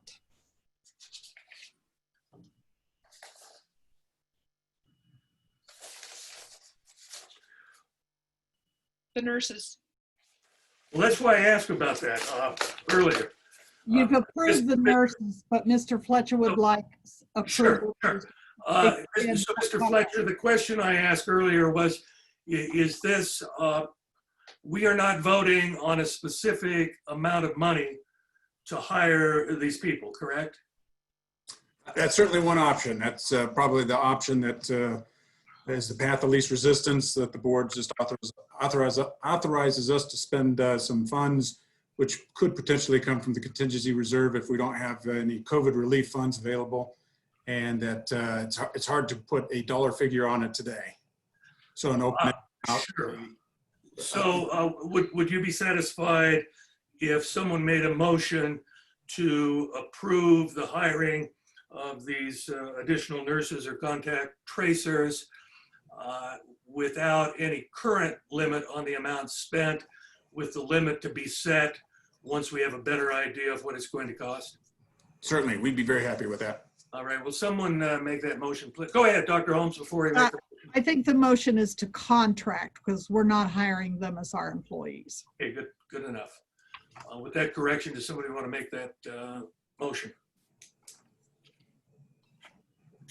I don't know. The motion would be to authorize Mr. Fletcher and the others concerned, and I think that would, well, to authorize the district administration to spend funds to contract with contact tracers in an amount to be determined later. That's So the motion. Do we have a second? Second. Moved and seconded. Any discussion? Hearing none, I'll call the question. All those in favor of the motion signify by saying aye. Aye. Aye. Those opposed, ayes have it. Mr. Fletcher, you have the authorization you need. Thank you very much. Thank you. Madam Clerk, is Mr. Stilling with us yet? Is Madam Clerk with us yet?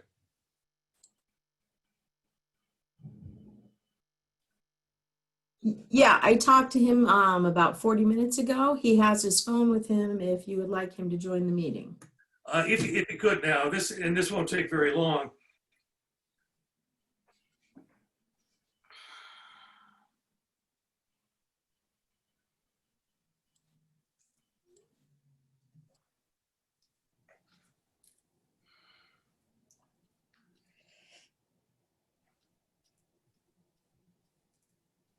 Yes, Trustee Stone, while we're waiting.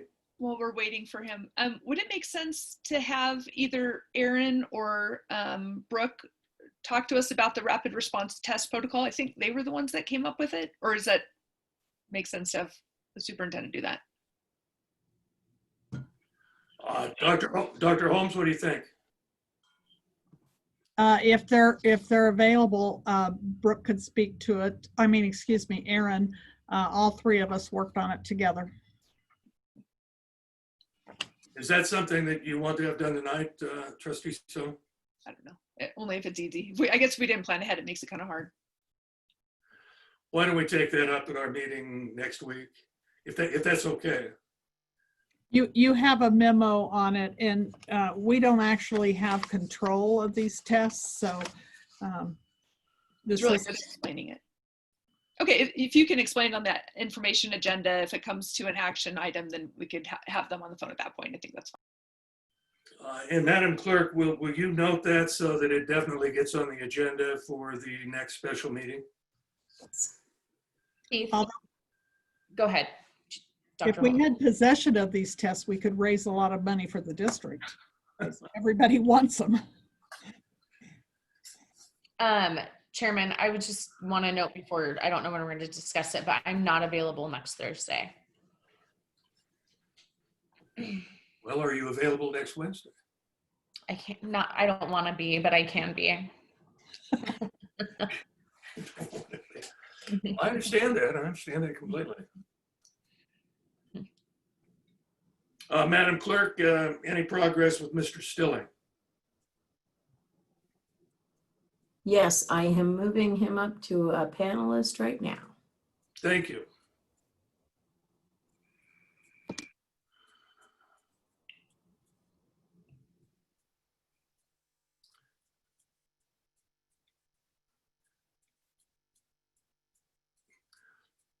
Mr. Stilling, are you with us now?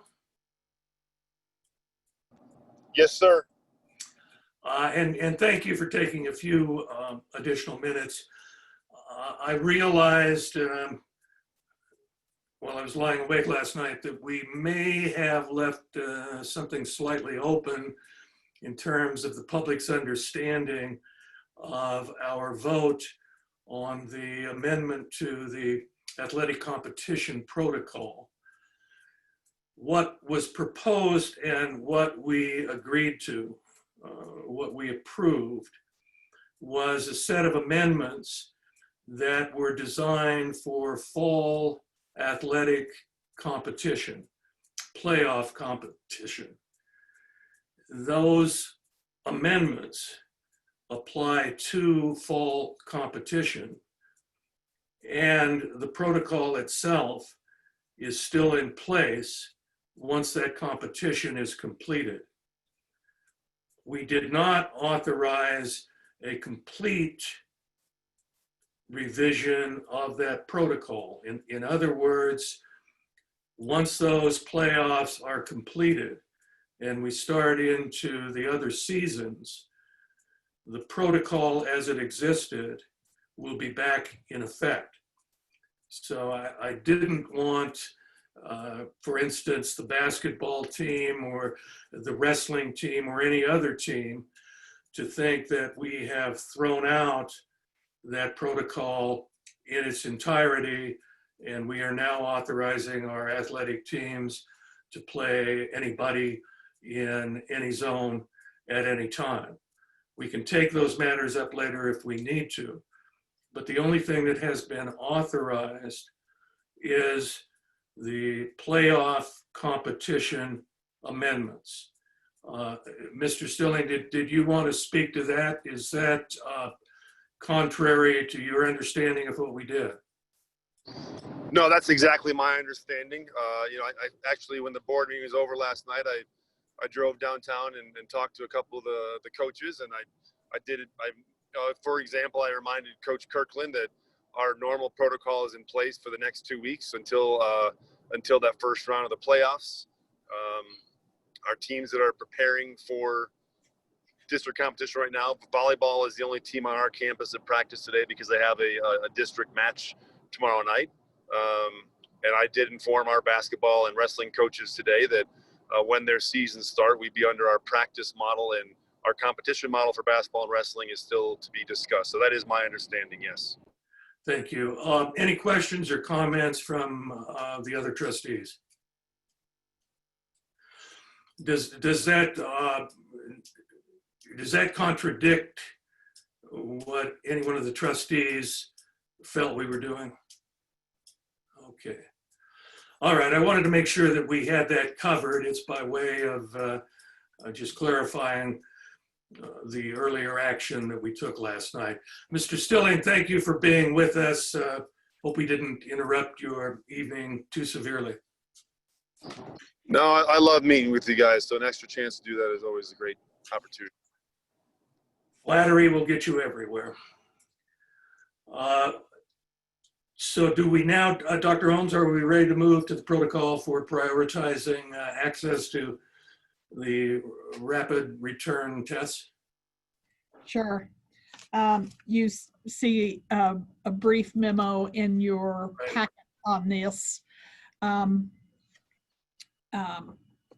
Governor Little has directed some funding to help cover the cost of rapid antigen testing for school staff and students for those whose insurance does not cover it or does don't have insurance. And it is administered through the various health districts. So with us being a part of the South Central Public Health District, as of last week, we were informed that they had received 4,000 tests for this. Please understand that they serve all school districts in Camas, Kasia, Minidoka, Twin Falls, Lincoln, Jerome, Elmore, and Blaine counties. If we wanted to test everybody in our district, students and staff, could use that 4,000 immediately.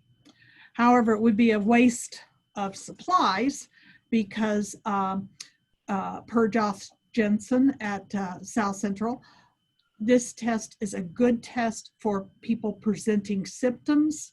It is not a good test for surveillance. So it's not something you would want to administer to everybody every 2 days or so.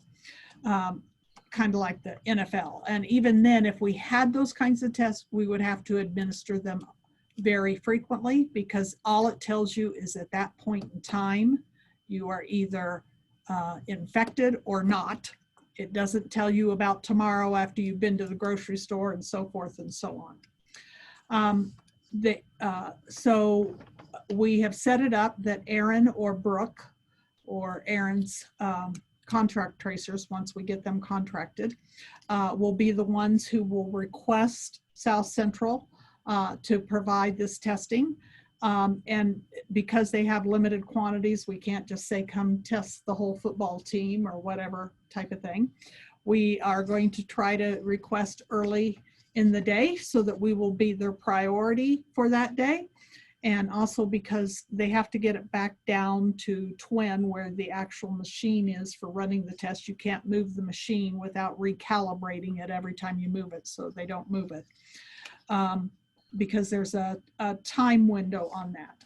So our priorities for calling them and who we would suggest that they test, they did like the fact that we were thinking about who would we suggest would be our priorities for being tested, since it's very likely we wouldn't be able to have everybody tested, is any staff member who, because of their possible positive results or possibly presenting symptoms, if that staff person would then cause others around them in the workplace, students or staff, to have to go into quarantine, being able to test them immediately and get results immediately would reduce everybody else having to go into quarantine. Same thing with students. So let's go back to the example of the middle school soccer team, where we had a student that we knew had been tested, but we didn't know the results. And so everybody that had been exposed to that student had to go into quarantine, and it took several days for the results to come back. So we had students and staff missing school for multiple days while we were waiting for the results. When we got the results on that individual, they were negative. Everybody then could immediately come back. But if we could get the results within 24 hours, that would reduce it. And then also staff members who in hard to fill positions. So they would also, once again, if one of them is positive, it causes a ripple effect through the organization. Or if one of them is suspected, it causes a ripple effect. And in the suspected situations, we don't want a ripple effect unless we know it's positive. Does that make sense? Yes, to me. Any questions of Dr. Holmes? Yes, go ahead, Trustee Turner. Which test is this? This is the rapid antigen testing. Is this the Abbott Bionox test? Do you know? Okay, thank you. Yes, and we talked about this earlier today with the mayors, and we talk about it every week in the recovery committee conversations. Testing is the bane of our existence and being able to rapidly respond to things.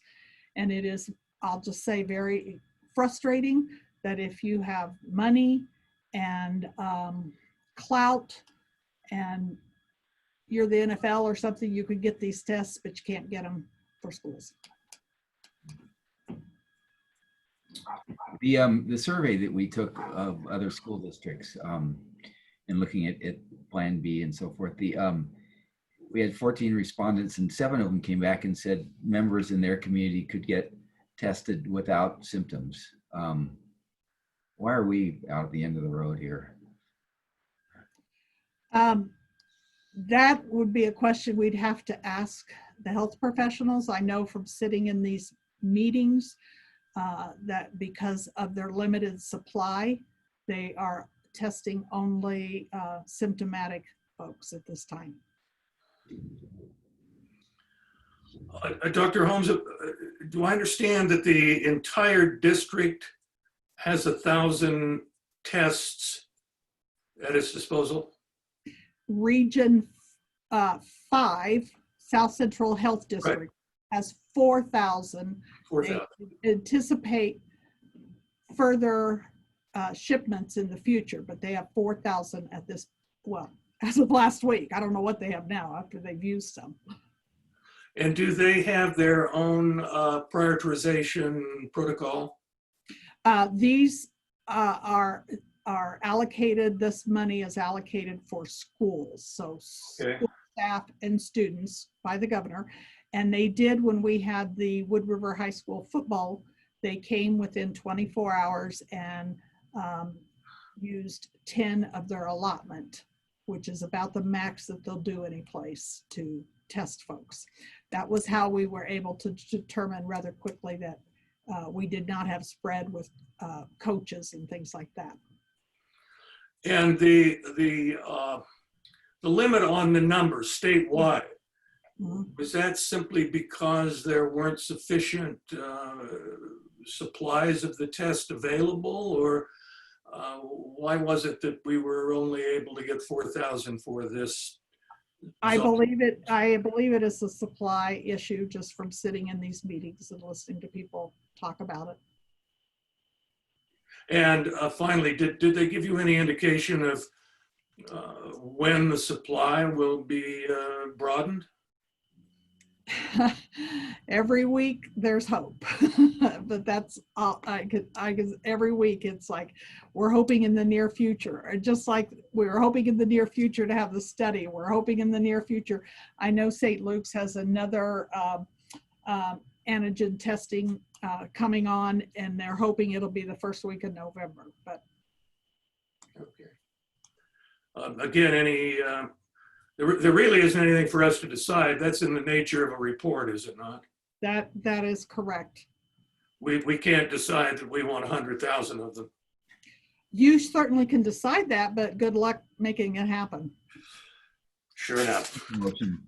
All right, if there is no further question or comment about that, we do have, did I see Dallas Strawn is available, but we might want to move to item H before we get to that. The CARES Act funding, latest monies allocated from SDE and requirements for use. There have been quite a few questions that have been coming in lately about what funding is available, what it can be used for, what our share, if you will, is going to be. Can you help us with that, Dr. Holmes? Microphone.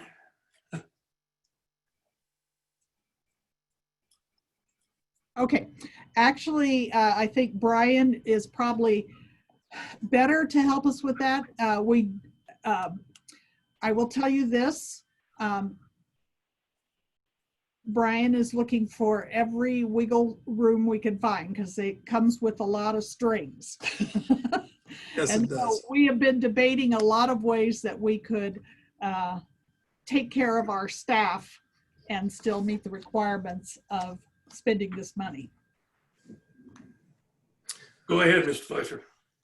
Thank you, Chairman. What I'm going to do is just created a PowerPoint. So I'm just going to shoot through that PowerPoint rather quickly, particularly the beginning portion of it. With the CARES Act, there's been actually quite a number of buckets of money that have been provided through the governor and the State Department of Education.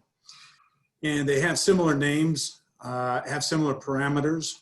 So if they sound similar or confusing, there's a good reason for that.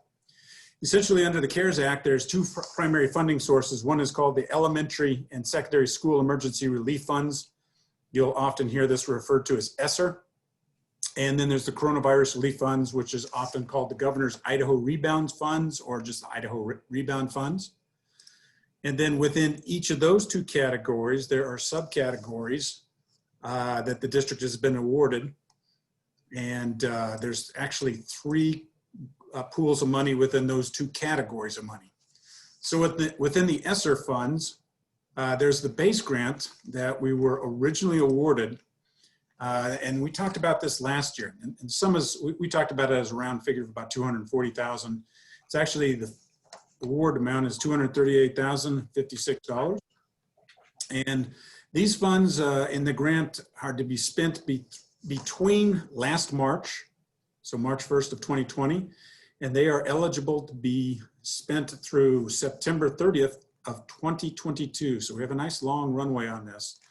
This was actually built into our budget, and the items that it was budgeted to be spent on were summer school staff, some child nutrition work, and then custodial efforts on both the staff and supplies. The next group of funds in the ESSER category is for a learning management system. And so this is a fairly narrow category. It really allows us to spend money in regards to a system that assists in grading. And for the district, we've opted to use those funds to pay for Schoology and Seesaw for both the 2021 and the 21-22 year. And it's not a big chunk of money, it's $35,398. But again, it allows us to spend from the March of 2020 or cover expenses from March of 2020 through September of 2022. So essentially, with that category, we have allocated and identified where we would spend those funds. The application or the available use of those funds is actually fairly narrow. The third item and last item in the ESSER category is social emotional learning funds. It's a very small award. It's actually $8,866 and still has the same time period of spending from March 2020 through September of 2022. These funds will be used to pay for a counselor or a social worker. So we are actually able to just apply that to a sub portion or a small portion of the salary and benefits that we have already budgeted for a counseling position. So if we move over to the Idaho Governor's Rebounds, again, there's three categories of money there. And the first one is the blended learning grant.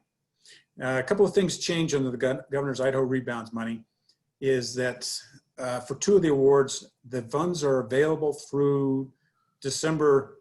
I put on the PowerPoint 30th, but it's really the 31st of 2020. So we have a shorter runway in which that we can really use these funds. Under the blended learning grant, there was actually an application that we had to complete, fill out, filed, and we submitted. So we were approved.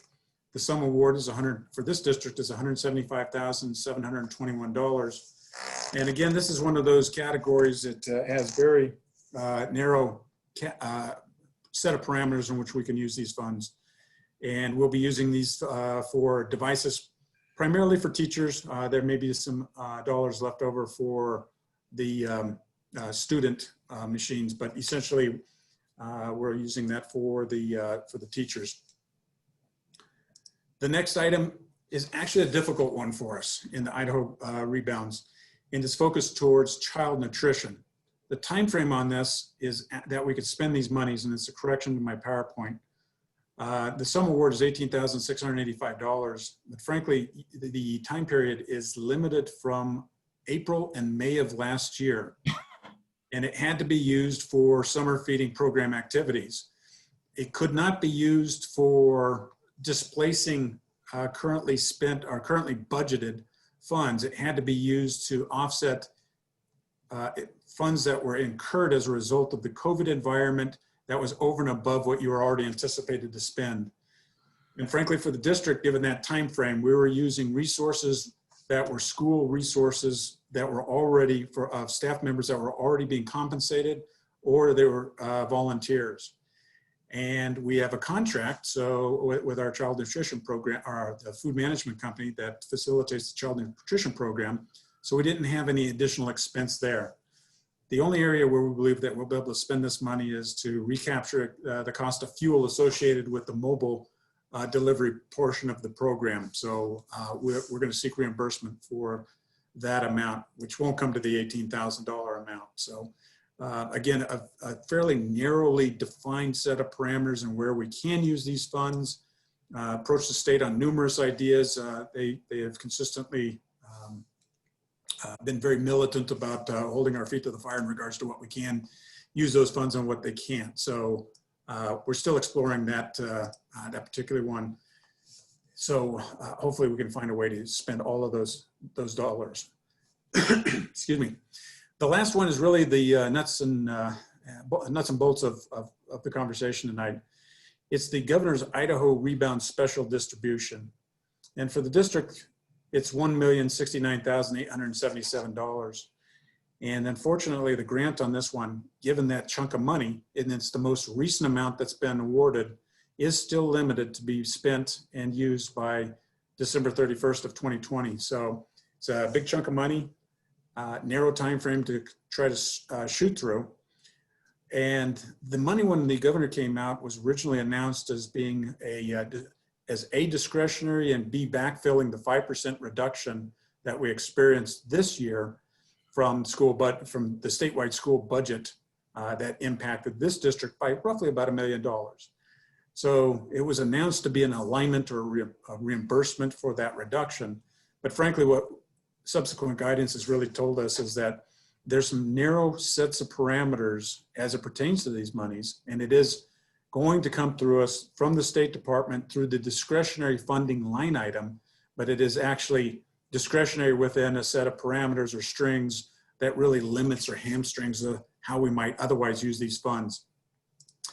The first requirement of these funds is that it's necessary because of the COVID-19 environment. The second one is it cannot be accounted for in the most recent budget. And the third is it must, as we talked about just a moment ago, be spent between the time period of March 1st, 2020 and December 31st of 2020. The items that we can use these funds on, it's technology. Again, it has to be to facilitate distance learning necessitated by COVID. Cost for attending professional development training, the purchase of equipment or services to minimize potential spread of infectious disease, such as PPE, sanitation, ventilation, hand washing stations, printing or other costs associated with producing and delivering take-home curriculum necessitated by COVID, costs incurred for meal program, including delivery and COVID-related school closures, costs of hiring substitute teachers to cover for teachers or COVID-related absences from school and to allow for social distancing. Costs associated with social distancing, such as the use of additional classrooms or buses. One of the big challenges with that is usually procuring buses or classrooms will take us beyond the time frame of December 31st of 2020. So we like that one, but the feasibility of spending those dollars in that time crunch it kind of limits that opportunity. The next one, providing healthcare services, including mental health services associated with COVID. Providing COVID testing to teachers, staff, and students, including surveillance testing. Legal, accounting, and other administrative costs incurred to respond to the COVID public health emergency or comply with COVID-related laws, such as the CARES Act. Additional staff to accommodate smaller class sizes or other activities related to COVID, which is a topic that has come up earlier tonight. Number 12 is a hot one. So stipends for additional hours, days, or duties related to COVID. So that would be applicable to staffs. So we could provide additional day or stipends associated with additional time, days, or duties related to COVID. 13, hazard pay for school employees who are most at risk, such as the school medical personnel assigned to respond to potential cases of COVID. One note that has been bubbled up here is that hazard pay for all employees without consideration to job function and risk is not appropriate use of these funds. What we've been told is that staff who would be on a contract, such as teachers, would not qualify for hazard pay, the category of hazard pay, but hourly individuals such as custodians and bus drivers and paras would meet the criteria for hazard pay, assuming, of course, they're working within an environment in which they would could claim that it was met the criteria of hazard because of the potential exposure to COVID-19. And finally, the last one is relief of reserve funds are expected to be used to balance the budget provided by the expenditures meet a COVID-related need and spent prior to March 1st, 2020 and December 30th of 2020. So just to expand on a couple of these, that last one, the idea behind that is, why I find this one so interesting is because in our budget, there is a $3.5 million deficit that we are anticipated to use previously saved dollars. We can call it the carryover from the previous year's reserve dollars, our rainy day fund, a couple of different ways you can label that. But because we'll be deficit spending, the language that has been provided says that we can use the COVID relief dollars as long as the deficit spending of that our 3.5 is targeted towards COVID related expenses. We can reduce that by that $1 million. So that being the 3.5, reduce that by $1 million. So that's one way we could use these dollars. Going back to the stipends for additional hours, days, and duties related to COVID.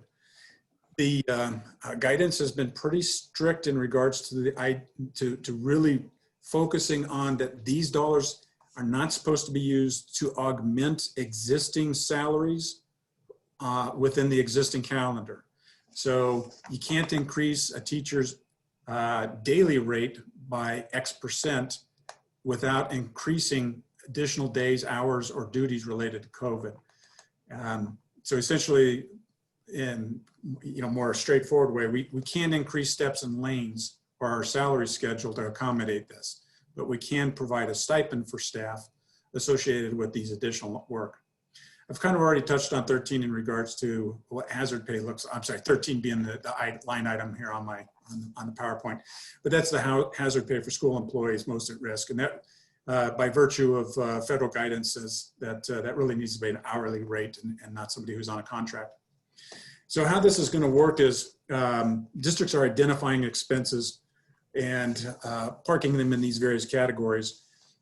The Anderson and Julian Hall legal firm has actually been contracted by it's either the State Department of Education or the governor's office, but they've been contracted to formulate guidance and frequently asked questions associated with the criteria on what meets an appropriate expense under these parameters and what does not. So we're waiting for that to come through. But at this particular point in time, we haven't identified specifically how this $1 million would fit into our approach to, let me rephrase that.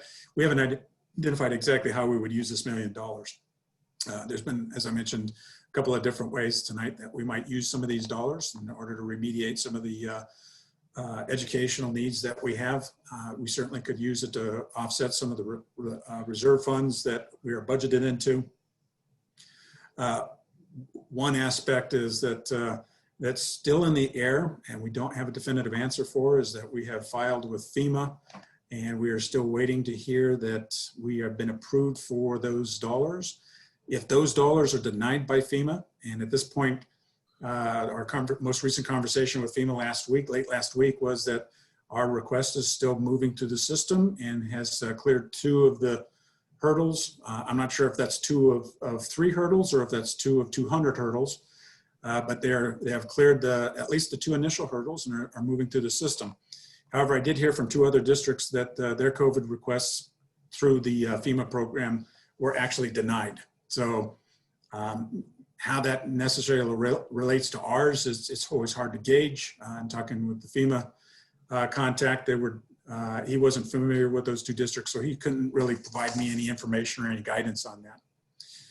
So if those dollars do not come through, certainly we could use these dollars to cover what we requested. There's about $200,000 in labor and for the additional days for administrators, and then there was about $200,000 in supplies. You think of gloves, cleaning supplies, masks, plexiglass, things of that nature. So that's I'm not too sure if I was successful in keeping that brief, but that's a brief overview of those COVID-related relief funds in the sum of about $1 million. And it has been very controversial across the state in regards to how to use these dollars and what's appropriate to use those dollars, which is why Anderson and Julian Hall will be providing that guidance. And I don't have a date on when they'll actually be ready to publish that. Thank you, Mr. Fletcher. Trustee Stone. Brian, when did the guidance that you presented to us just now come out? How long have we known at least that much? I know we're still waiting to hear back from Anderson Hull, but. So I would say it's been roughly 2 weeks. Now, what's been interesting is when the data was, or the information was originally released in the governor's news conference, it was described as discretionary and to backfill the original 98.7 million, or better way of putting it is the 5% that was reduced. And since that time frame, it has been, shall I say, evolving in regards to what was appropriate, how we'd receive it. Originally, it was going to be, hey, good news. You've got this money. You can use it to backfill the cuts. We're going to send you the check and make sure you spend it for the appropriate, categories, but there would not be a report. There wouldn't be any request made that the check was coming. Well, that has certainly evolved to, there will be a small report. We'll have to go through our traditional manners of downloading reimbursement requests from the state. There are categories that and criteria that it has to meet. So I think it's done evolving. Now it's just really sort of chiseling out exactly how potential expenses could fit into these categories or not.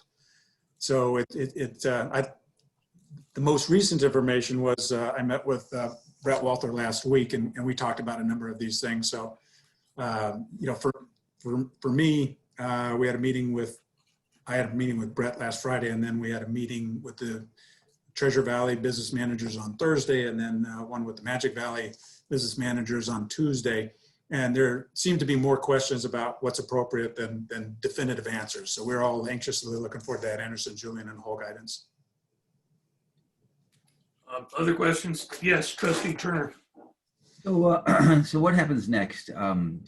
It sounds like there is some discretion into how these monies can be spent. Will you present us with a menu of options as to how you think it's best spent, and what sort of timeline should we look forward to? So I think one of the, there's probably two pieces in here that are pivotal in regards to the timeline. And certainly one of them is outside of our control, and that's a response from FEMA. Whether we get that money or not, it doesn't necessarily mean that not getting that money means that we have to use this money towards that. It just falls nicely into the parameters that are defined within the guidance. So it would be a clean way of using those funds, but that's going to take up 40% of these dollars, assuming that we had 100% denial. It's altogether possible that FEMA could come through and say, well, we'll approve 200 of this or 100 of this or the whole thing, depending on what comes through. So that's one piece of criteria that, at least from my perspective, might enter into our decision tree in regards to how we might use these funds. Second one is that how we might spend these dollars in regards to additional days or hazard pay for staff. So how we might compensate them for some of that additional effort on their behalf, or some of the additional risk. So those are a couple of different things that I think we really might help us to get a good understanding of what that looks like. Formula that might frame how a chunk of this money might be consumed, and then certainly the rest of it is we have the ability to offset that 3.5 million. I mean, today the board could simply say, not that we have this as an action item, but certainly could say that we are going to use that $1 million to offset $3.5 million worth of reserve spending. And we would say that the teachers who are teaching on Fridays, which exists strictly in a distance learning environment because of COVID-19, would meet the criteria of COVID-related expenses. And there's plenty of expense there to consume that $1 million pretty quickly before the timeframe of December 31st, 2020. So that's kind of what we might consider as a safety net or a fail-safe in regards to how we would define spending these dollars. Moving up from that, we might use these dollars for the hazard pay for the additional time, for covering FEMA. So we have been working, as Dr. Holmes had mentioned, we've been working on a number of different ways to sort of define this so that certainly the worst thing that could happen to us, and I feel very comfortable that this will not happen, was less comfortable last week about it, was that December 31st comes and goes and we've only spent 400 or 500 or 600,000 of this. wanted to make sure that we didn't have $1 million slip through our fingers in a way that the criteria was defined so narrowly that we really couldn't find a way of spending it in an appropriate and legal way. But we feel as though that we've met that criteria. Now it's really just a matter of formulating that plan to bring to the board to receive your approval on how we move forward. So certainly the time frame that I see is it's definitely going to be before December, because we want to pull those dollars down no later than early December. We've been told that December 11th is really the drop dead date, even though the expense time period goes to December 31st, that the State Department would like to have that request in no later than December 11th, so that they can issue checks on a timely basis.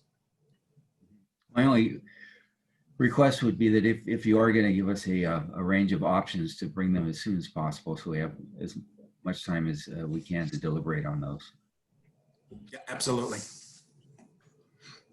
Brian, a couple of questions here. We did spend money on technology earlier this year. The cameras, for instance, that we bought. Can we, in effect, be reimbursed for that? Or this would have to be technology that we don't presently have, but we're acquiring? So that's a good question. One of the challenges that we have is the guidance says that we can't, and I'll use the term double dip. The camera didn't, the purchase of the cameras was covered by the grant dollars that we received from Spur Foundations and a couple other organizations. And since those dollars were covered via those grant dollars, that means that we have used an external source or another source to pay for those dollars. That would then essentially mean that we couldn't use at least legally, use the Corona relief dollars to cover that cost. Certainly one avenue is if we find that we need additional items to put into our list, that we could go back and reimburse the grant that we received, the private grant that we received, those funds, and then draw them down through these Corona relief funds. But I believe the availability of using the dollars to backfill our $3.5 million deficit spending really resolves the issue of how we might arrive at the $1 million number. So it really doesn't require us to go back and refund money, if you will, back to the Spur Foundation. So it's a good idea, it's a good thought, but since we have already covered that with outside dollars, it does kind of define those expenses already as claimed. This $3.5 million deficit of which you speak, is that directly related to COVID-19? That was what was originally in our budget for the 2021 year. And how the language basically addresses this from the guidance is it says that if something is budgeted, it can't be used, these dollars, these COVID relief dollars cannot be used to be spent on those particular items. It does further go on to say that anything that is a reserve, interestingly, a supplemental or a rainy day fund, those dollars are not considered to be a part of your budget, because it's looking at the true revenues or the new revenues that you're receiving in a fiscal year. And those are the dollars that would be considered on budget. Since we have 3.5 million greater in terms of expenses on our budget than revenues, that means that we're using reserve dollars, and those dollars are not included. So it's I don't want to say it's sort of an accounting way of looking at it, so it gets real confusing. And but in talking with Anderson and Julian and Hull, they agree that that deficit would be, even though it's in our budget, the dollars that we're going to use are not on budget, and it would be it's appropriate to use the Corona relief dollars to cover that. Again, to your earlier point, it has got to be COVID related, which is why we would define compensation for teachers only for Fridays because of the distance learning component, which we have only because of the COVID-19 environment, would be an applicable expense up through December 31st of 2020. Well, as usual, I'm probably missing something, but our teachers have contracts for a specific number of days. I believe it's 185 days.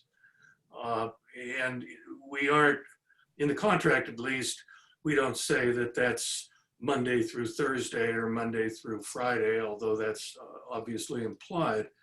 But when you say extra compensation for teachers teaching, whether they're doing it live or remotely on Fridays, I'm not sure what you mean in terms of an additional expense that is COVID related.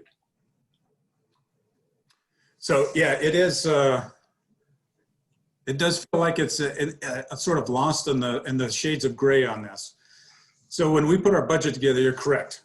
We do have, I'll say nominally 300 teachers that are on a contract that was included in the budget. So out of the budget of, let's just call it $55 million, 3.5 of that is covered by reserve dollars. Now, what we haven't done is specifically identified that this cost, that cost, or another cost is where that 3.5 million is covering in our budget when it was passed. It's this sort of ubiquitous mix of expenses, that the revenue dollars that are coming in and then the reserve dollars to balance our budget out to zero or a net zero. It's, you know, as that term is, it's fungible. So under the parameters of the corona relief, what we would say is that within the context of a teacher having a 185-day contract, a portion of those days, and we'd identified those as each Friday, are actually structured in the way that they are because of the COVID-19 environment. If we weren't in this environment, we would actually have 5 days a week, kids every day, and that would be a non-COVID related expense. But since it is a COVID related expense, or because the environment that the teacher, or the modality the teacher is teaching in is a COVID related outcome, it meets the criteria of a COVID related expense. And we could look at each of the Fridays for, again, just certified teachers as meeting the criteria of how we're using reserve dollars to pay for those particular days. So if we frame this in a little different context, if we said that we're going to open up an online class, and Monday through Thursday, the teachers are being working in our traditional classroom, and that we're using our traditional funding to pay for the Monday through Thursday. Must be getting a little late. However, Friday, we have an online classroom, and teachers will be working each Friday in this online classroom. And what we're going to do is use these COVID relief dollars to pay for teachers who are working in that, all the teachers in this particular case, working in that online classroom environment. And that's how we're going to use these dollars. And actually, in the time frame from when we started school to the end of December, it's roughly $2.5 million is a round number. And we have $1 million to use towards that effort. So that's how we would meet the criteria of this being a COVID-related expense and not being on budget and spent within the context of time between, since the school year started after March 1st, it would be July to, or actually September to December. Well, you and I can talk about this later, so we don't take everybody's time up. But just a couple of questions. If we used that particular approach, as far as Fridays are concerned, that is not money that would go into the pocket of the teachers. It would just come back to the district. Is that correct? That's accurate. What it would do is reduce the amount of deficit spending in the 2021 year than we originally anticipated. And one other question,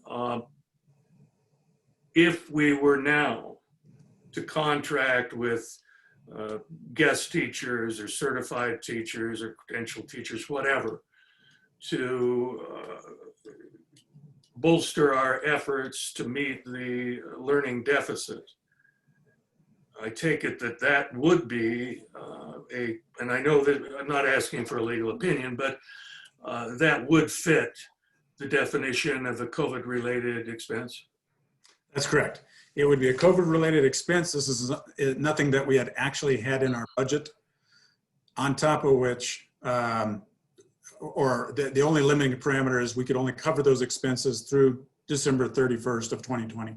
So anything after that, we would be using internal reserve funds, our emergency fund to pay for those dollars. But up to the end of this calendar year, we could use those dollars to pay for those types of augmenting our staff with those particular individuals. And perhaps in just a couple more questions. Your earlier remarks indicate that we cannot increase teachers' salaries through the steps and lanes process and call that a COVID-related expense. That's correct. So we would not then be able to provide anything more for current teachers unless perhaps, for instance, we had them come in Saturday for a training session. We could pay them for that time. Correct. We could pay them for additional time outside of their existing contract. So if there was an identification of coming in on Saturdays, we could pay them for those days. If there was an identification of days that they actually worked, even though they weren't contract days before the calendar year started, we could pay them for those days. If we decided to extend the school year by a week, then we could use those funds for those extended days. All right, well, that answers my question for the time being. And just joining in Trustee Turner's request, do we have a committee? Are there people who are meeting regularly to see how we can properly spend that money? We don't have an internal committee.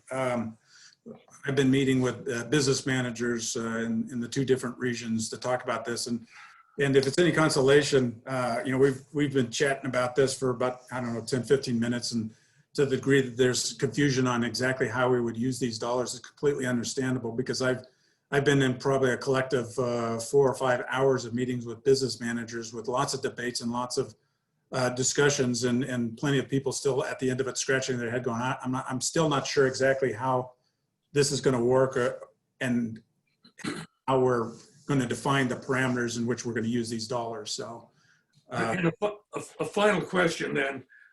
Let's say that we make a large purchase, $250,000, and we're in a hurry. We have to do it by the 21st of December. And the state later decides that that was not an appropriate defined use of the funds. We have to pay those back? That's correct, yeah. So anything, these dollars will go through the federal single audit, in which our auditor will audit and take a look. Let me rephrase that. There's a chance that our auditor will look at these things. During the single audit report, like we talked about last night, generally the auditor will look at 1 or 2, sometimes 3 of the federal programs. This would meet the criteria of a federal program that could fall under the scrutiny of the auditor next year.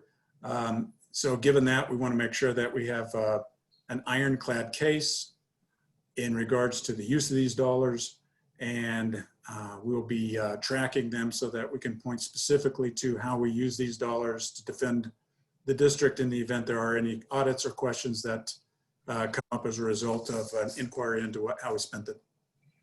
So we have 8 or 9 weeks in which to spend or commit the funds? That's correct. And actually the state saying that it's better to spend those dollars. They would frown upon the aspect of us making a commitment to something that we actually paid for in June of 2021. They understand, particularly as payroll works, that you make a commitment to pay somebody for work they undertake in December and January. That would be a legitimate thing to pull down. But if we were to order a bus and not get that bus until next April, they would frown upon that type of purchase. And finally, not too long ago, we were informed that we need an additional 400 or so new Chromebooks to replace those that are damaged or worn out or weren't returned. Have those been ordered? Do you know? Dr. Holmes, you know. Yeah, my understanding is they have been ordered. But they have not been delivered. No. So that's one that we could use these funds for. That's technology. Mr. Fletcher, what do you say about that as regards to, was it on budget already? So that's a good question. I'd have to go back and look at the original 400 and see, make sure that we weren't using that with some other grant dollars. That would then preclude our ability to use the Corona relief funds. Yeah, because if they were part of our normal cycle of replacement, I don't know that the state would consider that as part of the COVID piece. If they were ordered over and above our normal cycle of replacement, then I'd be willing to say, yeah, that was because of COVID. All right, thank you. Yes, Trustee Larna. Did every student already have a book before COVID? But I realize a lot of them weren't able to bring them home. But did we order additional due to COVID? My understanding is we were pretty much at one-on-one when we went into COVID, which is why we were able to hand them out. Kindergarten was the only place where we were not completely at one-on-one. We just didn't let kids take them home. Yeah. But of course, allowing kids to take them home increases the wear and tear. Yes. Yeah. Yeah. Okay. All right. Thank you. Any other questions? Thank you. It seems to me that we're kind of being penalized for doing good budgeting, and that we here and things in the budget that we thought we might need, and now there's some extra money for things that we didn't think we were going to need.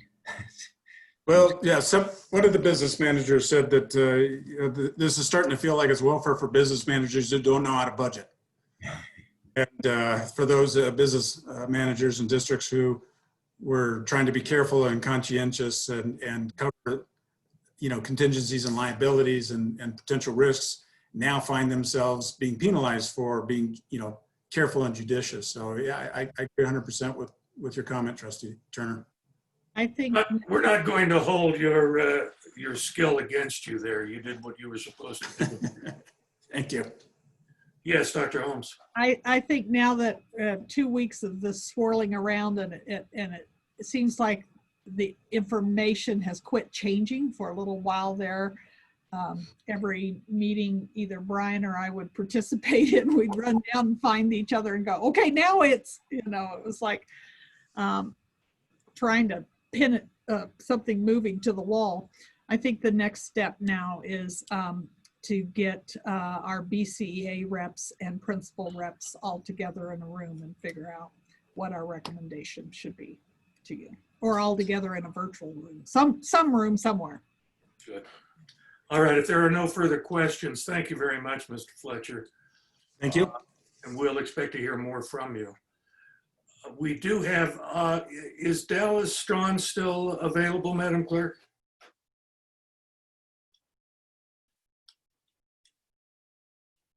No, there's Max McGee. Yes, both Dallas and Max are on. All right, and this has been placed on the information agenda, and this is going to be the leadership profile and presentation, including concerning the superintendent search. The floor is yours, either Max or Dallas. Great. Well, hey, thank you very much to the Board of Education. And Dallas and I have been on for the first meeting and this one as well. And we've learned a lot and really appreciate your thoughtful dialogue.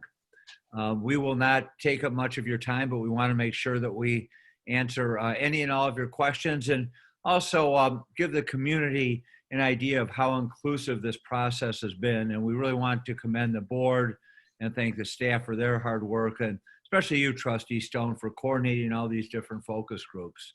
It's been impressive. And I think if I could share my screen. And speaking of impressive, Vicki has been outstanding in helping us orchestrate all this. So Dallas and I will walk through our presentation. We will not read every slide, but we did want to hit some highlights of this engagement phase. And engaging it was, and highly inclusive. And you can see on this slide how many groups we met with and how many folks completed surveys. And especially given what we've learned the last 2 nights about survey fatigue in the district and the potential for it, we're really impressed that you had almost 400 surveys, and we'll talk about the results of those in a few moments. This is kind of the executive summary slide. These are the 3 big themes that emerged as people talked to us and as we read the survey results.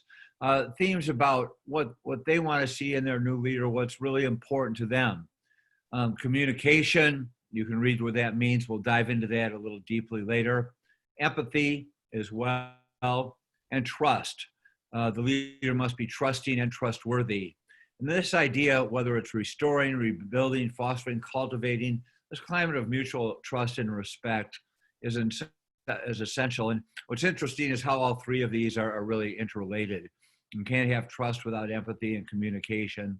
And the more you communicate, the more trust is built and the more empathetic the leader appears. So those are the big themes.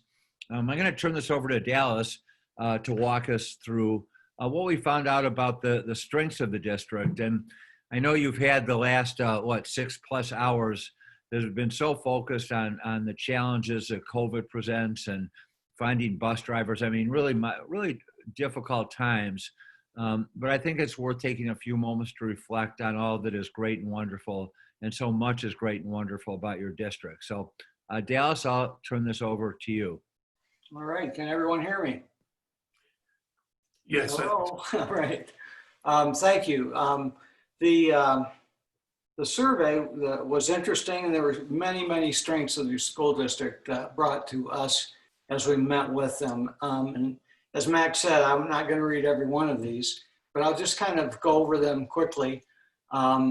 So 60% of the respondents agreed or strongly agreed that the district provide an overall quality of education, engages with diverse racial, cultural, and SES groups, employs great teachers, effective staff members, it has high standards for students' performance, is working close opportunity to close those achievement gaps, and if they would recommend to families looking to move to your school district. They're that excited about your district.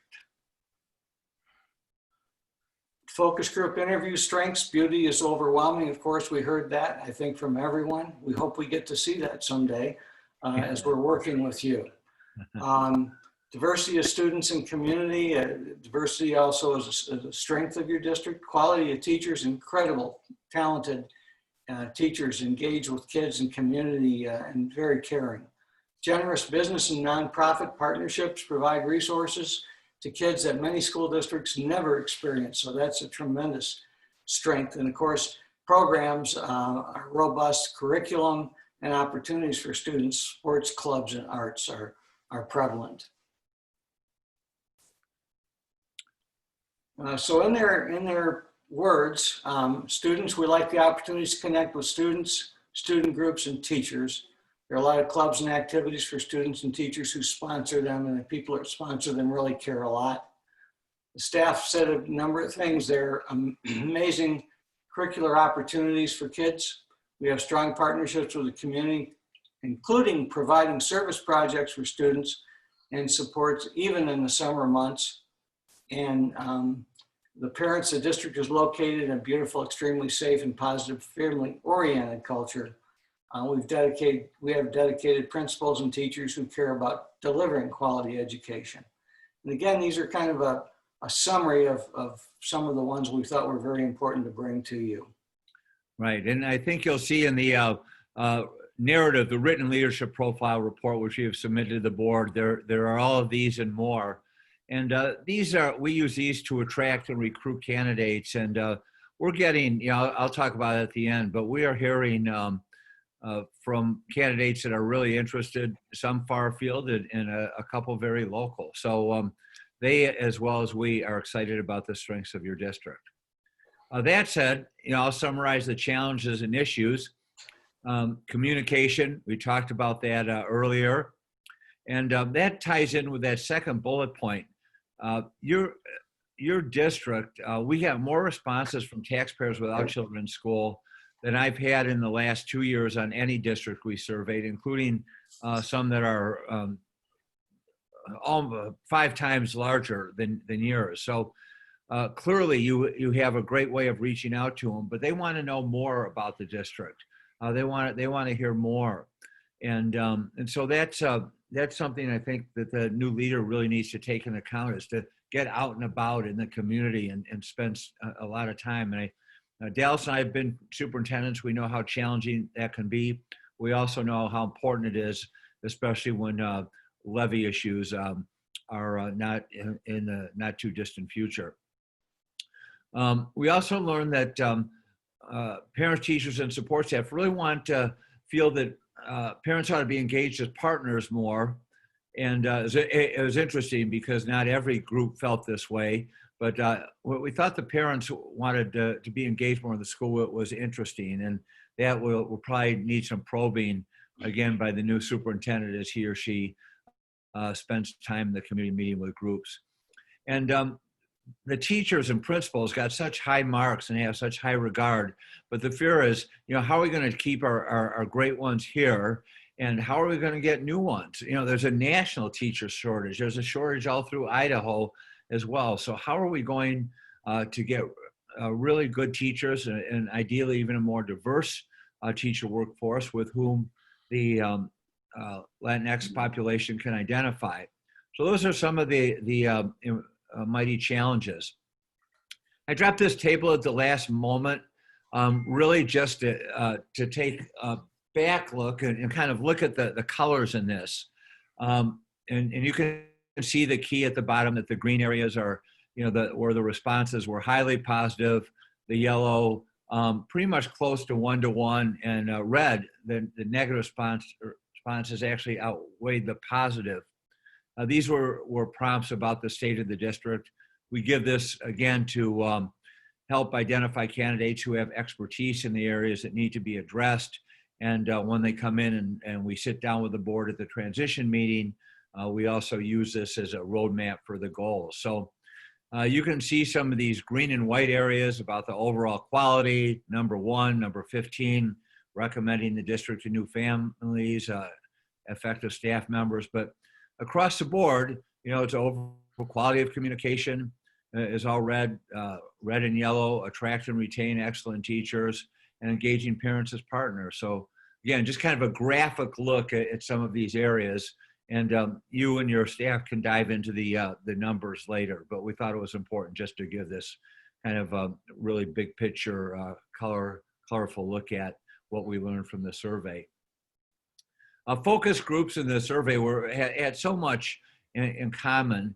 Of course, we didn't ask all the same questions on the surveys that we asked focus groups, and the focus groups really give us the opportunity to dive into some of these issues. And we learned about internal and external communication needs. We heard a lot about serving the Latinx families and the under-resourced students and families from all stakeholders. One of the young women on the cover of tonight's presentation was in our interview group, and she talked about how important that was for a superintendent to bring to be a unifier and to engage with Latino and Latina students. We talked about causes that underline the equity and opportunity gaps and led to disproportionalities in special education placements, disciplinary actions, and also placement in the higher end classes, the AP honors classes. We had some great insight to that from teachers and community members. And we've already talked about the importance of the culture of trust.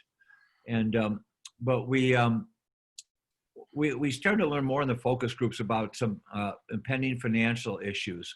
We learned about this in some one-on-one interviews as well, that how sustainable is some of the current staffing models and compensation structures.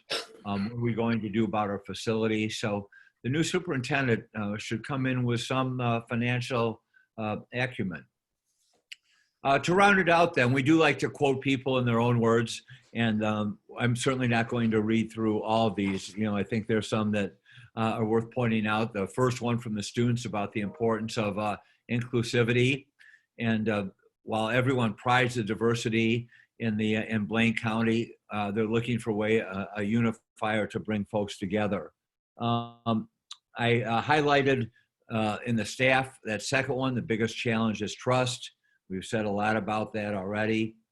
And in the parents, that all schools said all schools need to be treated equally and brought together. And for a district with a small enrollment, having 9 schools is very attractive to new superintendents, because they can get in these buildings, they can get to know the staff, they can get to know the kids. And so they want to, what we heard from the parents is we want all the schools to be brought together. We want a school system, not a system of individual schools. We want a collective community, not a collection of communities. So those were some of the insights regarding the challenges. As far as expectations for the next superintendent, and then I'll turn this back to Dallas. Again, you can read these. These came from the survey. These 5 important expectations. Again, the themes we've echoed all through the night: the mutual trust and respect, the diverse population, that high expectations, continued high expectations for kids and staff, communication, and visible and engaging. Dallas, let's turn this back to you then, kind of to wrap up what we learned about desired characteristics. Okay, thanks, Max. The desired characteristics from the focus groups. Of course, we talked about a unifier. They want to bring someone in, of course, who someone called this person a super communicator. And when we talked about communications, of course, that would be an interesting one. Someone who comes in and they observe and they listen before they begin engaging and trying to make major changes. Someone who's approachable and present and visible, not only in the school district, but in the community. Embraces opportunities to collaborate and engage with stakeholders in addressing challenges, issues, not only in the school district, but maybe in the community.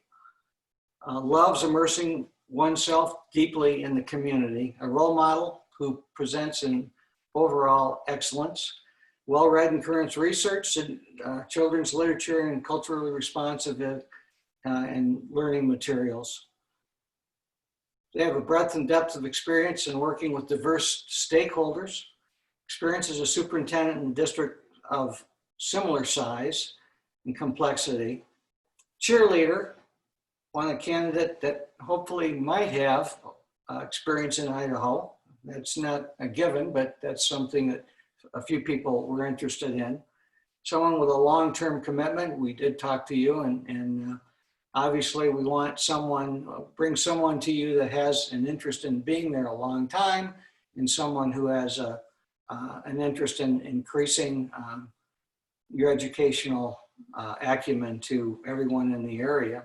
Someone who's trustworthy, demonstrates integrity, honesty, and humility. Compassion, and of course a sense of humor helps when you're a superintendent of schools. That's something that I think we need to have. And embraces the outdoors, even the winters. And we've heard a lot about the winters in Blaine County, and we certainly hope we get to experience that at some point. In their words regarding that, superintendent needs, kindness is necessary, came from the kids. We talked to some of them and they said, you know, we'd really like our superintendent to be around. We'd like to know them, and we would like the superintendent to know our names. That would be really nice. Person who respects everyone and willing to take on difficult challenges. The staff said, we want a person who listens and gets input before making decisions and moving forward. We need someone warm and has fuzziness along. They've got to be genuine. They have to be approachable and visible. Someone that knows our names. We want a people person, someone who's got a sense of humor and can be inspiring. And I would love to be inspired is what came out with some of the teachers.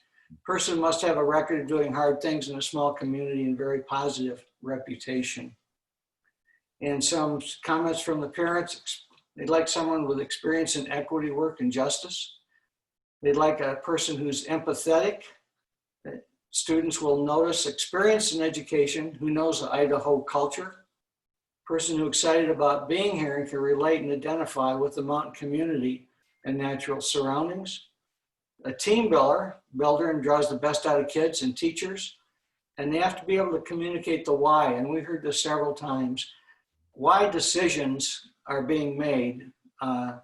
We'd like to know that before they're made. Why are they being made? Can we have any input into why the decisions are being made? And can we maybe even be involved in helping resolve the why in that situation? So there seemed to be a lot of disconnect by some of the parents saying, you know, the decisions are dropped on us. We don't know why they're being dropped on us. And after we try to talk about it, the answer is, well, we aren't going to really tell you. We made the decision. We're moving forward. So again, that's an engagement piece that we saw throughout the issues when we talked about what we would like to see with the superintendent. Great. Thanks, Dallas. And, you know, before we look at the next steps, we just want to reiterate that these conversations were extraordinarily deep and often finely nuanced. People really poured their hearts out to us, and I think we're comfortable in doing so. We just appreciated their time, and again, we appreciated your time in setting it up. But I think what's interesting is what you're seeing is kind of, again, these big themes emerge, and the importance of communication and engagement, the importance of just this empathy and expressiveness, and you know, building trust through, you know, frankly, and engagement, and looking for a presence, someone to connect and unify. So I think this is a really positive report despite all the challenges. It's positive, and it's going to bring candidates in that are excited about doing the job, that are servant leaders, that are mission driven. It may not necessarily bring in somebody who is, you know, the top of the field as an instructional leader, but I think you have an awfully solid instructional program. And from the conversation earlier, I know you're going to attend to that, to how you can fix these deficits. And I think what's an important role of the superintendent in that conversation, which will continue well past this year in pretty much every school district in America, will be how we get everybody involved in that conversation, how we get everybody pulling together to really make up for what's happened, and how do we attend to the social emotional needs of these kids as well. And I think when we heard from staff, from parents, about the importance of empathy, they want someone who's going to attend to the social emotional side of the kids' education as much, in many cases perhaps more so, than their academics. The next steps then, we are tomorrow, now that the board's seen it, we are sending out the leadership profile report in this presentation to our 100 plus associates throughout the country. We've already contacted some of them in areas out in your region to refer candidates to us to interview. We've already, of course, begun talking with people, but now we start collecting applications. Dallas and I will begin the screening interviews the week after next, starting our reference checking. You can see we hope to present the slate in late November, early December. We'll work with the board and Ms. Picaron on that schedule. And ideally, bring in a slate that you can start interviewing in December. And ideally, again, have a new superintendent named in kind of mid to late December or early to mid January. The board will need to discuss and determine at some point how they wanted to interview slated candidates. Trustee Stone sent us the policy on that, and we appreciate it. We think that's important. And if you would like Dallas and or I to be in that discussion, we would be glad to join you for that. And just discuss contract terms. I know some of the candidates we've talked about already, they do their homework and on everything about contract terms, which is public documents, but also about housing. And, they have all kinds of questions about what's it like to be there. So we're encouraging them as soon as they can possibly travel, just to come and visit and get to know the district and appreciate the full continuum and the richness of the diversity from south to north and east to west that your county has to offer. And I guess Dallas and I, as he said, and I will reiterate, we can't wait to meet with you in person, and really appreciate the time that the board has put in, and we look forward to spending more time with you. And we hope that sooner than later, it's face-to-face in person, even if it's touching elbows. We'd like to be there with you. So with that, thank you for indulging us, Chairman Rourke and members, trustees. So we will be glad to answer any and all questions. Your microphone. Any questions? Yes, go ahead, Trustee Stone. Have any applicants yet, or are you just starting to do that? We have 5 full applications in. So, and then we have 2 more that I know for a fact are coming in. And so we expect that'll be either this week or early next week. So, yeah. And there's several on the bubble, and folks want to just learn more. So they've been waiting for this report to come out too. When can we see that? So it's a public document now. Is there a cutoff date for applications, Max? Right now it's November 7th. We can extend that. Sometimes we say, we extend it and say open until filled. We put November 7th on there right now just to encourage people to get it in, but we may want to extend that. We just extended another district other associates are running from an October 30th, whatever the Friday is, October 30th. We extended it to November 14th. So, but we want to start interviewing people. We want to have a slate to you right around Thanksgiving. So that's why we put that date in there. And the number that you have right now, 5 and 2 more coming, yeah. Is that typical? Is that encouraging news? It is. We'll get more now that the leadership profile's out and now that it's spread out among our associates. And we may want to run an ad in top school jobs, and that I can work with Trustee Stone and Turner and Miss Marshall. We would work with your HR director to run that ad. That would save you a lot of money if she ran it versus us running it. And so that's another place that we can post it. But I will say the applications we're getting and the conversations we're having are with really high quality people. About half sitting superintendents and half deputy or assistants. Yeah. On our end, how soon should we be buttoning up the kind of the contract terms? Ideally, by the time we slate the candidates, because they'll want to know that before they either make a commitment to come in for an interview as a slate or go online. I mean that, or come with you to interview virtually. So. Again, that's probably either right before or right after the Thanksgiving time.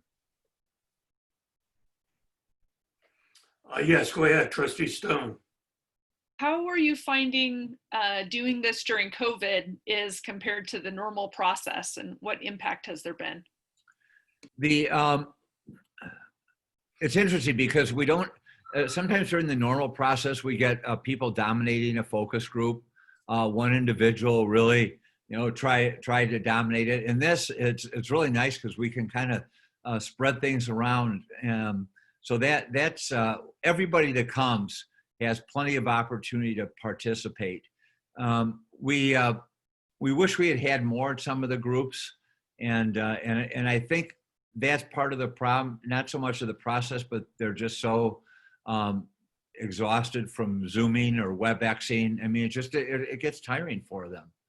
And so, but I don't know, Dallas and I did one in a resort town earlier, and we, some focus groups, same thing, we'd have 2 or 3, and others we'd have 10 or 12. But I was very, frankly, impressed that people stayed with us so long and were so candid and honest. And then we use the chat function too. They could use the chat function to make some anonymous comments. And I think that was something that we really, it's hard to get that sometimes. Let me put that in a face-to-face focus group unless people drop you a little note or something. Dallas, what would you say? You're muted. You're muted. Microphone, there you go. Thank you. I really miss the personal contact with the people, with the focus groups and the different schools and the principals. And I like to walk into a school and get a sense of what it feels like. I can't get that, I really can't get that through the Zoom experience. I've certainly met some tremendous people, and I would really like to know more about them. So you've got some great people there, and sometimes when you see them face to face, you can really read a lot from their nonverbals and ask questions about, when I said that, you kind of backed up a little bit and what's going on there. And some of those kind of things I think are really, really helpful. And I miss that. And I just miss the connection with people, face to face and warm bodies and blood. And, I've pretty much been in this house, not in just this room, but since March the 4th. I'm starting to go a little batty. And if I didn't have at least you guys on Zoom, I'd be really in trouble. But for me, it's just, I like to try to build a rapport with people in the district, and it doesn't matter. I like to sit down and talk to kids. I think that's really a lot of fun. And I'm really missing that part of it, I guess. Trustee Stone, that's kind of what I'm missing. I think we're getting the information that we need to put together, some good information, a good report and a very good application process. But I just, education, teaching is a people business, and I kind of miss that. So that's my problem. I'll admit that, but that's what I miss. And how do you think the environment affects applications and how many people are out looking to move or not move and try a new opportunity? I think for the assistant superintendents and deputies, they're really looking for opportunities, and we're finding plenty of people retiring. Our firm is writing a lot of proposals, but the folks are going out. And so I think for one of the advantages Blaine County has, it is such an attractive place. It's a smaller place. We're finding people are very eager to get back, well, just like Dallas said. I mean, get in touch, have casual contact conversations. I mean, Dallas, I remember very fondly standing in a, 8 inches of snow and talking to a science teacher at 7 in the morning, and one of the moms, frankly, on the chairlift the day after we were all done with the interviews. You're right, you do kind of miss that, but it is, but people are really looking. The sitting superintendents who have applied are eager to get to a place where they can get back in the mix with people, and so, yeah. Thank you. All right. Thank you for all the great work you've done. I have heard wonderful things from people that participated in the focus groups. I think they felt it was a very constructive experience and really have appreciated your experience and professionalism and the opportunity to provide feedback. So thank you. Great, thank you. Thank you. All right, thank you both, and we'll be talking with you again soon. Yes, you will. Good. All right, good night. Good night. Thank you very much. Good night.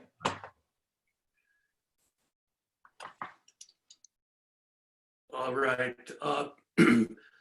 Madam Clerk, it is, let's see, I think we've covered everything on the agenda, have we not? I believe we have.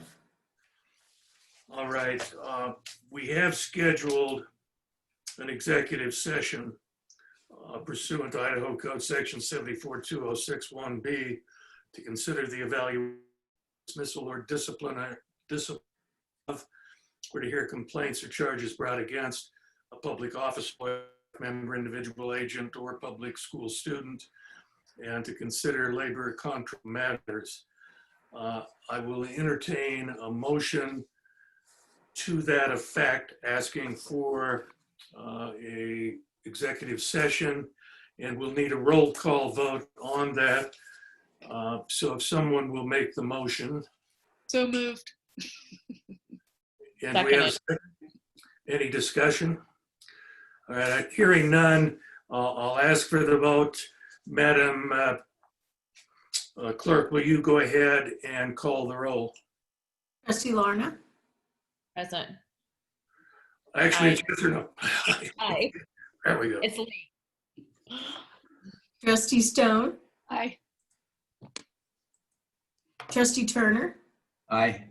and Trustee Rourke. Aye. All right, we will retire into executive session. Madam Clerk, it's now 9:09 p.m. And I'm going to call a recess as we transition onto the other platform. And I'd like everyone to be back by 9:20. So that is it for the time being. Once we're done with the executive session, we will reconvene for purposes of adjournment. See you all on the other side.